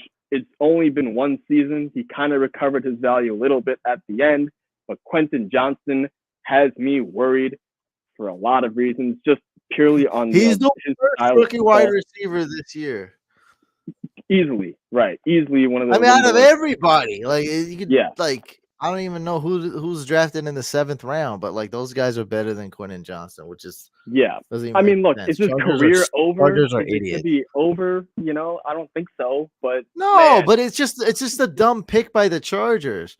Yeah, exactly. And this is one we hit on, so at least I mean, we're going over all these dumb mistakes we made. We weren't super high on Zach Wilson. And Trey Lance, the ones we liked. I almost did that. I'm on video. It's recorded. I'm saying, please pick Justin Jefferson so I can get Jalen Reagor. So I didn't make that specific mistake, but I looked very dumb because Justin Jefferson was drafted one pick ahead of me, and then I celebrated and drafted Jalen Reagor like I freaking won the league or something. So that was bad. Well, you know what? At least you didn't draft Reagor with Jefferson still there.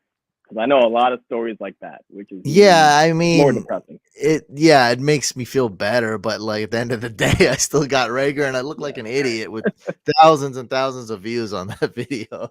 But that's entertainment, though, because people watch it till this day. I get comments about my Jalen Reagor pick. It's just because I'm so happy. You could have sworn I got Joe Montana or something. Yeah. Yes, he picked Justin Jefferson. And it's a 1 QB league. So Justin Jefferson is probably the most valuable dynasty player in the whole league. In all of my God.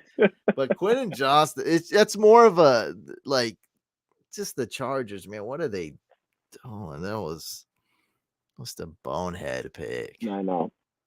A lot of names I left off. Najee Harris is a new one, definitely. He had a good season as a rookie, and then kind of great rookie though. Top 3 running back. He was amazing. I know another guy that we kind of hit on for not liking. If that makes sense. The Washington receiver Jahan Dotson. He had 4 good games at the end of his rookie year. People got a little bit excited, and then he didn't really do much. That's another guy that I would probably put on here as a dud. But again, a lot of names that we have to leave off because I only wanted to pick 5. That was a weird one. I got 1,000 comments about why I ranked Jahan Dotson number 50. Washington. I'm honestly shocked. I'm honestly surprised he did this bad this year, and I'm so surprised. I'm not the I told you so. I can't even do. I don't even know what happened this year. He looked much better last year, and. Yeah. He turned into Sam Howell almost led the league in passing. What? How is it? This year doesn't make any sense. Makes no sense. It makes no sense. No sense, bro. It's not that therefore McLaurin must be the best wide receiver in fantasy. No, nope. McLaurin wasn't that good. He was barely startable. He was awful. He probably has a very low consistency rating. I'll tell you that. Washington absolute garbage. Yeah. Washington poop ball team. All right, then we get to our favorite one here. We're talking the dynasty gems in the rough here. All right. So I've got 5 names for you here. And okay, so some of these guys are a little bit more, I don't want to say controversial, but you could definitely make the argument they could go into a different category. But let's start off with Jalen Hurts. I got to give our other podcast buddy, Mike Natal, a ton of credit here. He is the only guy. And when I say only, I mean one of whatever denominator, every single person that I've come across in fantasy football, he was the only guy who was a day one Jalen Hurts guy. This is a player that people made fun of for drafting. This is a player that not many people, including myself, believes in. This is a player that even in super flex leagues, he's not getting touched in the first 3 rounds, 36 picks, probably not even in the first 4 rounds. That's the definition of a dynasty gem because Jalen Hurts is now what? Is he not the quarterback 1 or 2 or 3 right now as far as production goes? And even from a value perspective, he's firmly in that, that QB1, the top. He's the most consistent quarterback, has the most good and great games. There you go. So most consistent as well. So all of that stuff, you like all of that. This is the definition of a dynasty gem in the rough, a guy you can get in the mid or later rounds who just completely outproduces that draft ADP, not even just for one season, but for multiple years, and that value is just insane. Moving on, Jalen Hurts, if we're talking NFL draft, he was round 2. If we're talking fantasy football rookie draft, we play Superflex, he was round 2. So yeah, Jalen Hurts is still a gem in the rough, but he wasn't free. Okay, Isaiah Pacheco, the Chiefs running back, bro, he was free. You know how much Kyren Williams. I know everyone likes Kyren Williams, the Rams running back. He's really put it, turn it on this year. He costed a rookie pick. I understand he could definitely be in this category, dynasty gems for sure. But the reason why I'm putting Pacheco ahead of Kyren Williams for this category, because Kyren Williams costed you maybe $1 fab.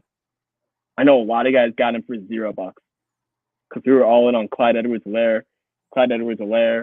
Oh, Jerick McKinnon is the efficiency guy, whatever. And then Pacheco takes over, and now Pacheco is the Chiefs running back. He's the guy who we thought Clyde Edwards-Helaire was going to become. Love it. Dynasty gem. I never even heard of Pacheco until training camp news. His rookie year. Mm-hmm. So he wasn't even on my rookie. He's just a late round running back the Chiefs drafted that I never even didn't draft him, didn't hear of him. And then he was not a late round running back the Chiefs drafted. The Chiefs undrafted. Did not draft him. Undrafted. He was a UDFA. Mm-hmm. Yeah, undrafted guy. And it was just beat writers and stuff started coming out whenever it was July or early August, and then mm-hmm. He built hype. But before that, he wasn't even on my radar. I didn't watch any film of him. Nothing. I didn't even know who that guy was. Now he's one of my favorite running backs to watch in the NFL. Oh yeah, very physical running style. You love to see that. Now we get into Justin Jefferson, the man of the hour. And, it's very easy to put Justin Jefferson in the stud category. Yes, I think he also belongs in the stud category. But, and this is why I have him here. Couch, the highest, and I play in a lot of dynasty leagues. Different formats too. 1 quarterback, Superflex, tight end premium, no tight end premium, 1 RB, stacked PPR or tiered PPR, whatever you want. I play in a lot of different leagues. The highest I saw Justin Jefferson being taken in rookie draft. This is before we knew what Justin Jefferson would become. 10th overall. That's the highest. That's garbage because he went That's the highest. Wait, where did I pick Jalen Reagor? I think he went 7. We're about to bring this. Hold on. You keep talking. Let me bring up the video. Let me see where you went. Bring up the video, but all of the running backs I remember in that class, it was Jonathan Taylor going early, J.K. Dobbins, Clyde Edwards-Helaire, Cam Akers, DeAndre Swift, those 5 guys, and then the main debate at wide receiver. Talking about Superflex or just all dynasty? Talking about Superflex. Oh, even in 1 quarterback league, he wasn't being taken until I was at earliest 8th because you had those running backs, and then the receiver conversation was all about CeeDee Lamb versus Jerry Jeudy. What year was this? 2020. 2020. That's what I think, right? So that's why I have him here, just because he's not a guy that costed you a top 3 or top 5 pick. See, nowadays, Marvin Harrison, we're sharpening up his dynasty managers. We're getting a little bit smarter here. We're not going to let that type of guy slip through the cracks past 5th or past 2nd overall, I guess, in this type of draft. But, Justin Jefferson, because he wasn't taken, see, yet a whole. Do you see this? I see it. Clyde Edwards-Helaire 1, Yep. JT 2, Dobbins 3, Swift 4, Akers 5. Oh God. CeeDee Lamb and Lamb Judy. 6, Jerry Judy 7, and I think this is it. I think this is. Look at my rankings. Look at this idiot. Oh my god. Look at this idiot. Oh my God. I got Justin Jefferson at 10, the number you said. Oh, the magic number. What a genius. What a genius. I got the 10th. Yeah. I got the 10th pick. Dude, if he just drafted Rager like he should have, I would have the Infinity Stone. My team would be ridiculous, bro. So good. So good at this point. Yeah. No way, dude. But I'm telling you, like, even in this draft, like that's why I have Justin Jefferson as a gem, because oh my god, you put the quarterback first. Christ. In a 1 QB league, he took 2. That's why that guy's out of the league. We had to kick it. He made such reckless moves. We kicked him out. That's literally the only reason. He's a good guy. He's just making wild moves, so we kicked him out the league. My God. Yeah, it's Tua. Oh, that's so much better. He took Tua instead of what I did, because I didn't have a choice to get Jefferson. It's good took Tua. And look, I don't care if Tua's really good now. That's a bad. That was and Burrow didn't even get picked. That was just a wild pick. I mean, who knows what he did with Tua? Maybe he traded him for rags because he's like, oh, this guy's not panning out. Yeah, you never and know. We know right here was Justin Jefferson. Justin Jefferson right there. So what's that? Justin 9th overall Jefferson. and a 1 quarterback. Okay. Yeah. I'm gonna call that a dynasty gem, Couch, because you were not expecting the best pure asset period in dynasty. You don't even need a top 5 pick. I mean, dude, think about it, right? Like, let's assume for a second, hypothetically, that no one traded these picks, right? No one traded out their draft slot. You could have been in your semifinal game a year ago, and then you pick up Justin Jefferson. I almost did. I came in 3rd. There you go. I mean, that's crazy, see me. I'm the only dude not traded. You see that? So typical. So typical of me. Like every pick was traded except me. I got all my picks. It's like everything. Love it. But yeah, I probably dominated this draft though, other than Rager. Let's see. I'm so curious now. What silly moves did I make? Fast forward through it a little bit. Skip through. But I mean, again, that's the only reason why I don't have Jefferson in the stud category, because I think he's more of a gem, just because of that late first round, early second round type of thing. Smooth had 5 back-to-back picks. They all suck except for Michael Pittman Jr. Thank God he got bailed. Denzel Mims, LaVisca. Oh my God, dude! I always get Brandon Ayuk. That's so much better than Jalen Rager. Look at that, bro. Look at who went right before that. Anthony McFarland. Like, what the heck? He could have got Pittman and Ayuk, and instead he got Pittman, Denzel Mims, and Chenault. Ugh, God, that's gross. I'm telling you, that's 2024 though, man. You're gonna walk out of your draft like, dude, I had 4 second-round picks. I got these 3 dope receivers and this cool running back. Oh, what did and I you end do up with here? like Zach Moss and like LaVisca. Yeah, dude, Brandon Ayuk that late just seems like impossible. I don't know how that happened. Dude, it's gonna be 2024 just like this. I'm telling you. I promise you. The 2.10 is gonna be way better than 2.2 in some drafts. Promise. That was a no-brainer pick for me, I think, because I wanted Chase Claypool, but I'm just kind of guessing. What I was like, dude, how can I pass up on Brandon Ayuk? Like, I feel like Brandon Ayuk should have went several picks ago. This dude had 5 picks in a row and didn't take Ayuk. Dang, that's crazy. That's tough. Dang, that's how all dynasty drafts are like this. They're all wild. Yep. You never know what you're gonna get. Oh yeah. Dang. So I only nailed 1 pick. That's it. KJ.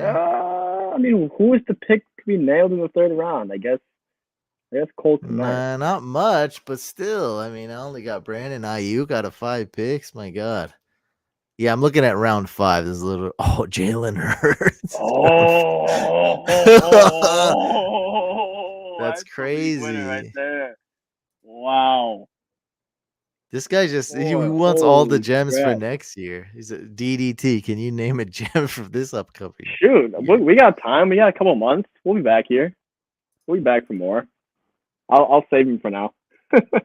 let's talk old gems right now. Let's live in the past. Let's talk some old gems. He just wants to know who to draft next year. That's like all this guy wants. It's like, yeah, we got some time. We got some time. We got to make sure we spit out all that content before the NFL draft, though, because yes, we will. No one's really drafting before the NFL draft. Yep, other than I agree. I know you guys did one once upon a time, but you guys know how freaky that was. Yeah, that was a 1 of 1. Hopefully, never again. Just like draft. That was not it, bro. No, it's like they have that pre-draft best ball tournament. Like, you know what you're getting into. It's gonna be messy. Like, it's gonna be so messy, and they separate that from the post-draft because it's just so not fair. Like, it's like such a different contest. But I did that one, and let me tell you, it's horrible. Because dudes get hurt, dudes get hurt in like mini camp and stuff. It's like, oh my God, like, or people don't even get drafted. Like, and like, oh my God, why did I draft Will Levis? Like, it's just such a mess. I'd rather wait till after the draft. End. Yeah, your season in those types of formats can really end before week 1. Even drafting in June in those best ball tournaments is crazy. Oh, it's tough. So much happens, but in Dynasty, I get it. You want to draft right after the NFL draft. That's fine. It's just rookie. It's a rookie draft. That's fine. If it was a startup, I'd actually want to wait. I don't want to be drafting 26 players in May or whatever. Yeah, a little bit more risky for sure. Let's end this one on a high note here. We got 2 players in the most recent class that are just already they become gems, right? I'll go over the less gemmy of the gems first. It's Sam Laporta. This is a guy that was taken 2nd round, maybe late first, but in most drafts it would have been early 2nd round of your rookie draft. And I mean, he's absolutely crushed it. This is a guy that people are talking about as the overall tight end 1 in Dynasty. So even if you don't agree with that, even if you don't think Sam Laporta is the best tight end, currently in fantasy football, it doesn't matter because the value dictates that you can get any guy you want. So I mean, that's just an absolute win from that perspective. And again, you basically get the next hot commodity at tight end without even using up a 1st round pick. That's just an absolute win. Gem in the rough, Sam Laporta. The first year of many good ones to come, hopefully. And then we finish off with probably the most obvious one, Puka Nacua. This is a guy that, I mean, forget about, we've been talking about all these guys like Jefferson and Laporta, like, late 1st round rookie picks, round 2 rookie picks, Jalen Hurts, round 2 NFL draft, round 2. Man, Puka was like, was he even round 4? Was he undrafted? Round 5. Oh, no. In the NFL draft, he went round 5. I don't. NFL round 5, sure, but in your rookie draft, like, I understand, yes, we had that one, we had like a 10-round rookie draft, like a high stakes dynasty. That's a little different, okay? But even in that one, we got him like round 8. You know what I mean? So like, in your typical rookie leagues, like, I think, most guys were either not drafting him, or if they had, 5 rounds or 4 rounds in their rookie draft, they're taking him with like one of the last picks there. And this guy is, again, to remind you, bona fide top 12 receiver in fantasy, one of those WR1s that we want to build around, and especially in this day and age where we're all hung up on finding the next stud young wide receiver to build around. I mean, Puka Nacua is just an absolute, he's the type of gem that you want the most. I understand Sam Laporta's got some value there to him too, but we want to build off these receivers.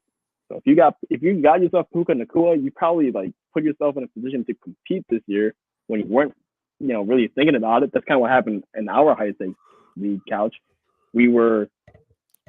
I wouldn't say we were rebuilding. We were definitely, getting better, building young, and then all of a sudden Puka comes out of nowhere and just changes our fortunes overnight. And now all of a sudden we're like, all right, well, shoot, I gotta let's trade for another running back and shoot, let's go win this thing. We got Puka, so definitely a gem in the rough for Puka, and that's what I got for you.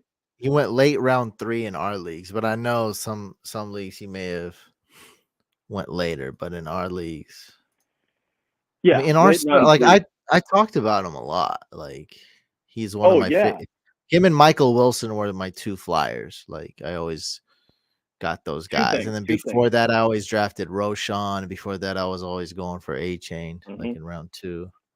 So me and Drew, we were making the draft guide for the Fantasy Couch website, and you would not let me release it until I made Puka Nakua's sheet, which to me it was the most bizarre thing. I'm like, why is he so hung up on this Puka guy? Like yes, there's something there. I see what I'm picking up what you're putting down a little bit, but like 5th round pick, like this guy, like my final thing was, okay, man, like Couch, you're the boss. If you want Puka, I'll make a Puka. I also told you to put Stetson Bennett in there. Hey, not all of them pan out, Doesn't matter. It is what it is. Yeah, not all of them pan out. Yeah. And the second thing that's remarkable, which again, this kind of goes back to your previous segment of being unlucky. I believe Puka was your most owned player in best ball. Yeah, drafted him 69 times. Ayo. I don't know that, dude. When I tell people that, they do not believe me. It doesn't. I believe you because I know. Yeah. But bro, I didn't like him that much. He was just the best. It's round 19. There's nobody else. Like, totally with you. The logic is there. It was who else am I gonna take? Like, I admit it, I didn't like him that much. I mean, that's my most drafted player. Like, what are we talking about? Like, no, you can't possibly like any player that much, no matter what. And he was just one of my flyers I liked. And yeah, I drafted him 69 times, and I lost, by the way. I didn't make any profit off best ball, which is mind-boggling. Tough. I don't even understand how that's possible. I mean, 69 times, you figure like one time I'm gonna screw up and draft the right players. Nah, like nope. Out of 69 drafts, like I gotta make some kind of like weird mistake or something. Like, cause I drafted 150 drafts. I mean, I'm drafting while I'm on the John. I'm drafting while I'm on the backyard with my shirt off. I'm drafting while I'm walking the dogs. I'm drafting while on a live stream. Like, I'm drafting everywhere. Like, it's a lot of time. I'm doing 2 drafts at once. Like, there's something, like, you figure something could have happened where I had like him and Tyreek Hill or him and CMC. No, I just have to have just a bunch of busts. And I mean, like, dude, I was taking TJ Hawkinson a lot too. That's a good pick. Yeah, I mean, like, I don't know what it happened. Just goes to your point of being unlucky earlier. You had some great picks and it just didn't work. There's probably not one other person that had like several drafts and took him, whatever that comes out to, like 39%. No, Cal, you're the only whack person in America who's whack enough to get 70% of Puka and put money on it. I promise you that. I guarantee 70%. You that. What are you talking about? 70% Puka. I didn't go 70%. 69. Oh, 69 to 150, right? Okay, so that's what, 150 divide 69 divided by 40. Well, I know it wasn't. I entered some more in others. Let's just say 40%. Let's say 40%. That's I don't think anyone's touching 40%. Unless they did like 3 drafts or something and accidentally took them one time. Yeah. Like that was, it was, I mean, I know why, I get why, but I also do this for a living. I also get that the odds of that happening is unfathomable. Like, I get why I drafted Elijah Moore. I drafted players that got injured. Like, you draft Jefferson, it's over. You draft Chase, it's over. You draft Chubb, it's over. You draft Bijan, it's over. Like, I get, or you draft Kelsey, it's over. So, like, I get that. And then on top of that, another reason was it's 20 rounds on drafters. On underdog, it's 18 rounds. So nobody was really drafting him on underdog. He was a I rare see. on Yeah. drafters. He was actually going in almost every draft. So he would Got it. go anywhere from round 17 to 20. So he would probably go undrafted in drafters rarely. So like Okay. 2% of the time he'd go undrafted. So people had him. That's the thing. Like I wasn't the only guy who had everybody in every draft. Puka was on a team because sometimes he really did fall to round 20, but Yeah, he was sure. often Right. going round 19. It's just a big difference. Like you just add one more round, like round 18, 17 and 18. He rarely got drafted that early. And then round 19 and 20, he went almost always like round 19. All the time. Yeah, He was going you. round 19. And I'm when I'm there at round 19, I mean, it's Mac Jones, CJ Stroud, Puka. I mean, like that's it. Like, there's nobody there. Tank Dell Very was close dark. to there, and I actually did draft Tank Dell quite a bit. Justin Ross is going around 17, 18. Tank Dell's going around there. Like, there's not really a lot of options when you're around 19. So that's why I took Puka. And Yeah, he's a flyer. it You is love. what it is. Hey, good for you. It was a good pick. I got a story. And yeah, people like it. People were big Puka Nakua fans. Michael Wilson, I mean, he got injured and he didn't look great, but we'll see. I mean, he's a true flyer. Yeah, he's a true flyer. Like you didn't draft him and be like, oh man, like my team was really relying on this guy. Like it is what it is. Same thing with like A.T. Perry, like you're not right. Like right. he could be Hopefully okay, not. but if you're putting yourself in that situation, oh boy. That's something else. yeah. Where did he go? Round 4? He had to. He probably went. He did go around where Puka was going. Puka, in that yeah. same And range. actually, what one pick in our Empire League, Puka Nakua went 3.8, and A.T. Perry went 2.9. One pick after. One pick difference. There you go. And then a couple picks later, Jake Moody. Hey. This is this is not Empire. This is the Dynasty League. But yeah, Drew took Jake Moody. Yeah. Dang, this. Somebody left a comment was like, "Oh, you like, man, you thought this draft class was gonna be stacked, and like, you see what happened in 2023 or something." I was like, other people commented like, "Bro, what are you talking?" I was like, "Dude, what are you talking about?" I was like, look at this board. Class. It's like one of the most stacked classes I've ever seen. We have Puka Nakua breaking records. We got CJ Stroud breaking records. Anthony Richardson got injured, but he was balling out of his mind. He was good when he was playing. We got Kincaid. We got Laporta. Are you kidding me? Laporta, like one of the best rookie tight ends ever. Well, what are we talking about? A-Chain? 50-point fantasy game? Like, what? Dude, what? Jahmyr Gibbs, Bijan, Addison, JSN, even Jaden Reed, Zay round Flowers, 3 had really Jaden good Reed? Yeah. Like, what are you, bro? Great what? players. That class. Even the Packers have 2 good rookie tight ends. Right. The Packers got 2 of them. Yeah. Like, what are you like, bro? What are you like? You know what? He probably drafted the crappy players. That's why. He probably just went round 1, Quentin Johnston. round 2, Marvin Mims. Jalen Hyatt. Oh, God. Yeah, Marvin. Yeah, exactly. Like, those bro, guys. That's why. Oh, Rashee Rice. Another one. Balling. Like, oh, yeah, dude, for sure. Dude, just kickers alone. The Packers kicker, the Cowboys kicker, the Niners kicker, the Saints kicker, like they're all so good. They're killing it. Like home run, especially the Cowboys kicker. Like I mean, literally the best kicker in fantasy. Aubrey, points. Yeah, I mean, like it's just a fact. I mean, dang, look at how stacked this class is, bro. Like, hey, you want to know what's fun? Will Levis? Oh my God, Will Levis, round 4. I got sniped. You want to know what's fun though? I'll tell you what's fun. Take a look at this board. Admire how stacked it is. I think 2024 is more stacked. Wow. I think 2024 is more stacked. So I That's cannot great. wait. Oh, baby. That's a great pick. That's awesome. That's a great I'm really looking forward to that. I mean, Yeah. just look at how stacked this is.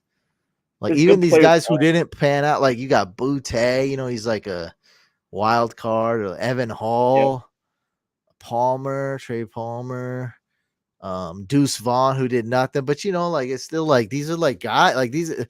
Look at the other draft, and you're like, who's who's there in Who round are these 4? guys? Who's there in Right. round 3? Like, there's nobody from that one that Jalen Reagor draft. Look at Tank Dell. Oh yeah, we didn't even say Tank Dell. That's such disrespect. Tank Dell. Oh, Tank yeah. Dell. Huge win. Oh, like what is it? I wonder what he was talking about. He must have drafted the casuals. Quentin Johnston, maybe He a drafted all the wrong guys Charbonnet. for sure. Yeah, Jalen Hyatt, Marvin Mims. I mean, Tajay Spears is not bad. Like, dang, these are this man. Like, it's hard to find busts. Yeah, he That's probably how good drafted it is. himself Schoonmaker and Darnell Washington and thinks it's a bad tight end class.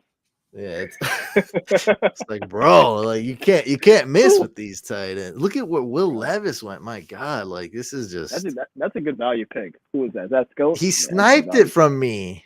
Yeah. Oh damn. I was so mad. I was like, who do I draft? I was like, let me get this McBride guy, I guess. Like, I was like, yeah. I mean, hey, right. You know what? The thought process in theory was sound for Dwayne McBride, but obviously now it's totally different. It was a panic pick. I mean, I didn't know what to. I was waiting for Will Levis so much. I was loving it, but you were geared up, tunnel vision. I got Mahomes in that league. I won this league finally. As you can see, I'm coming in. I came in second place. I come in second. I come in third. I come in second. I come in third. Every year it's like this. Getting like my close, team's great. Yeah, finally won. I won with Mahomes. My backup is I have Aiden O'Connell and Bailey Zappi. I'm always struggling to find a backup.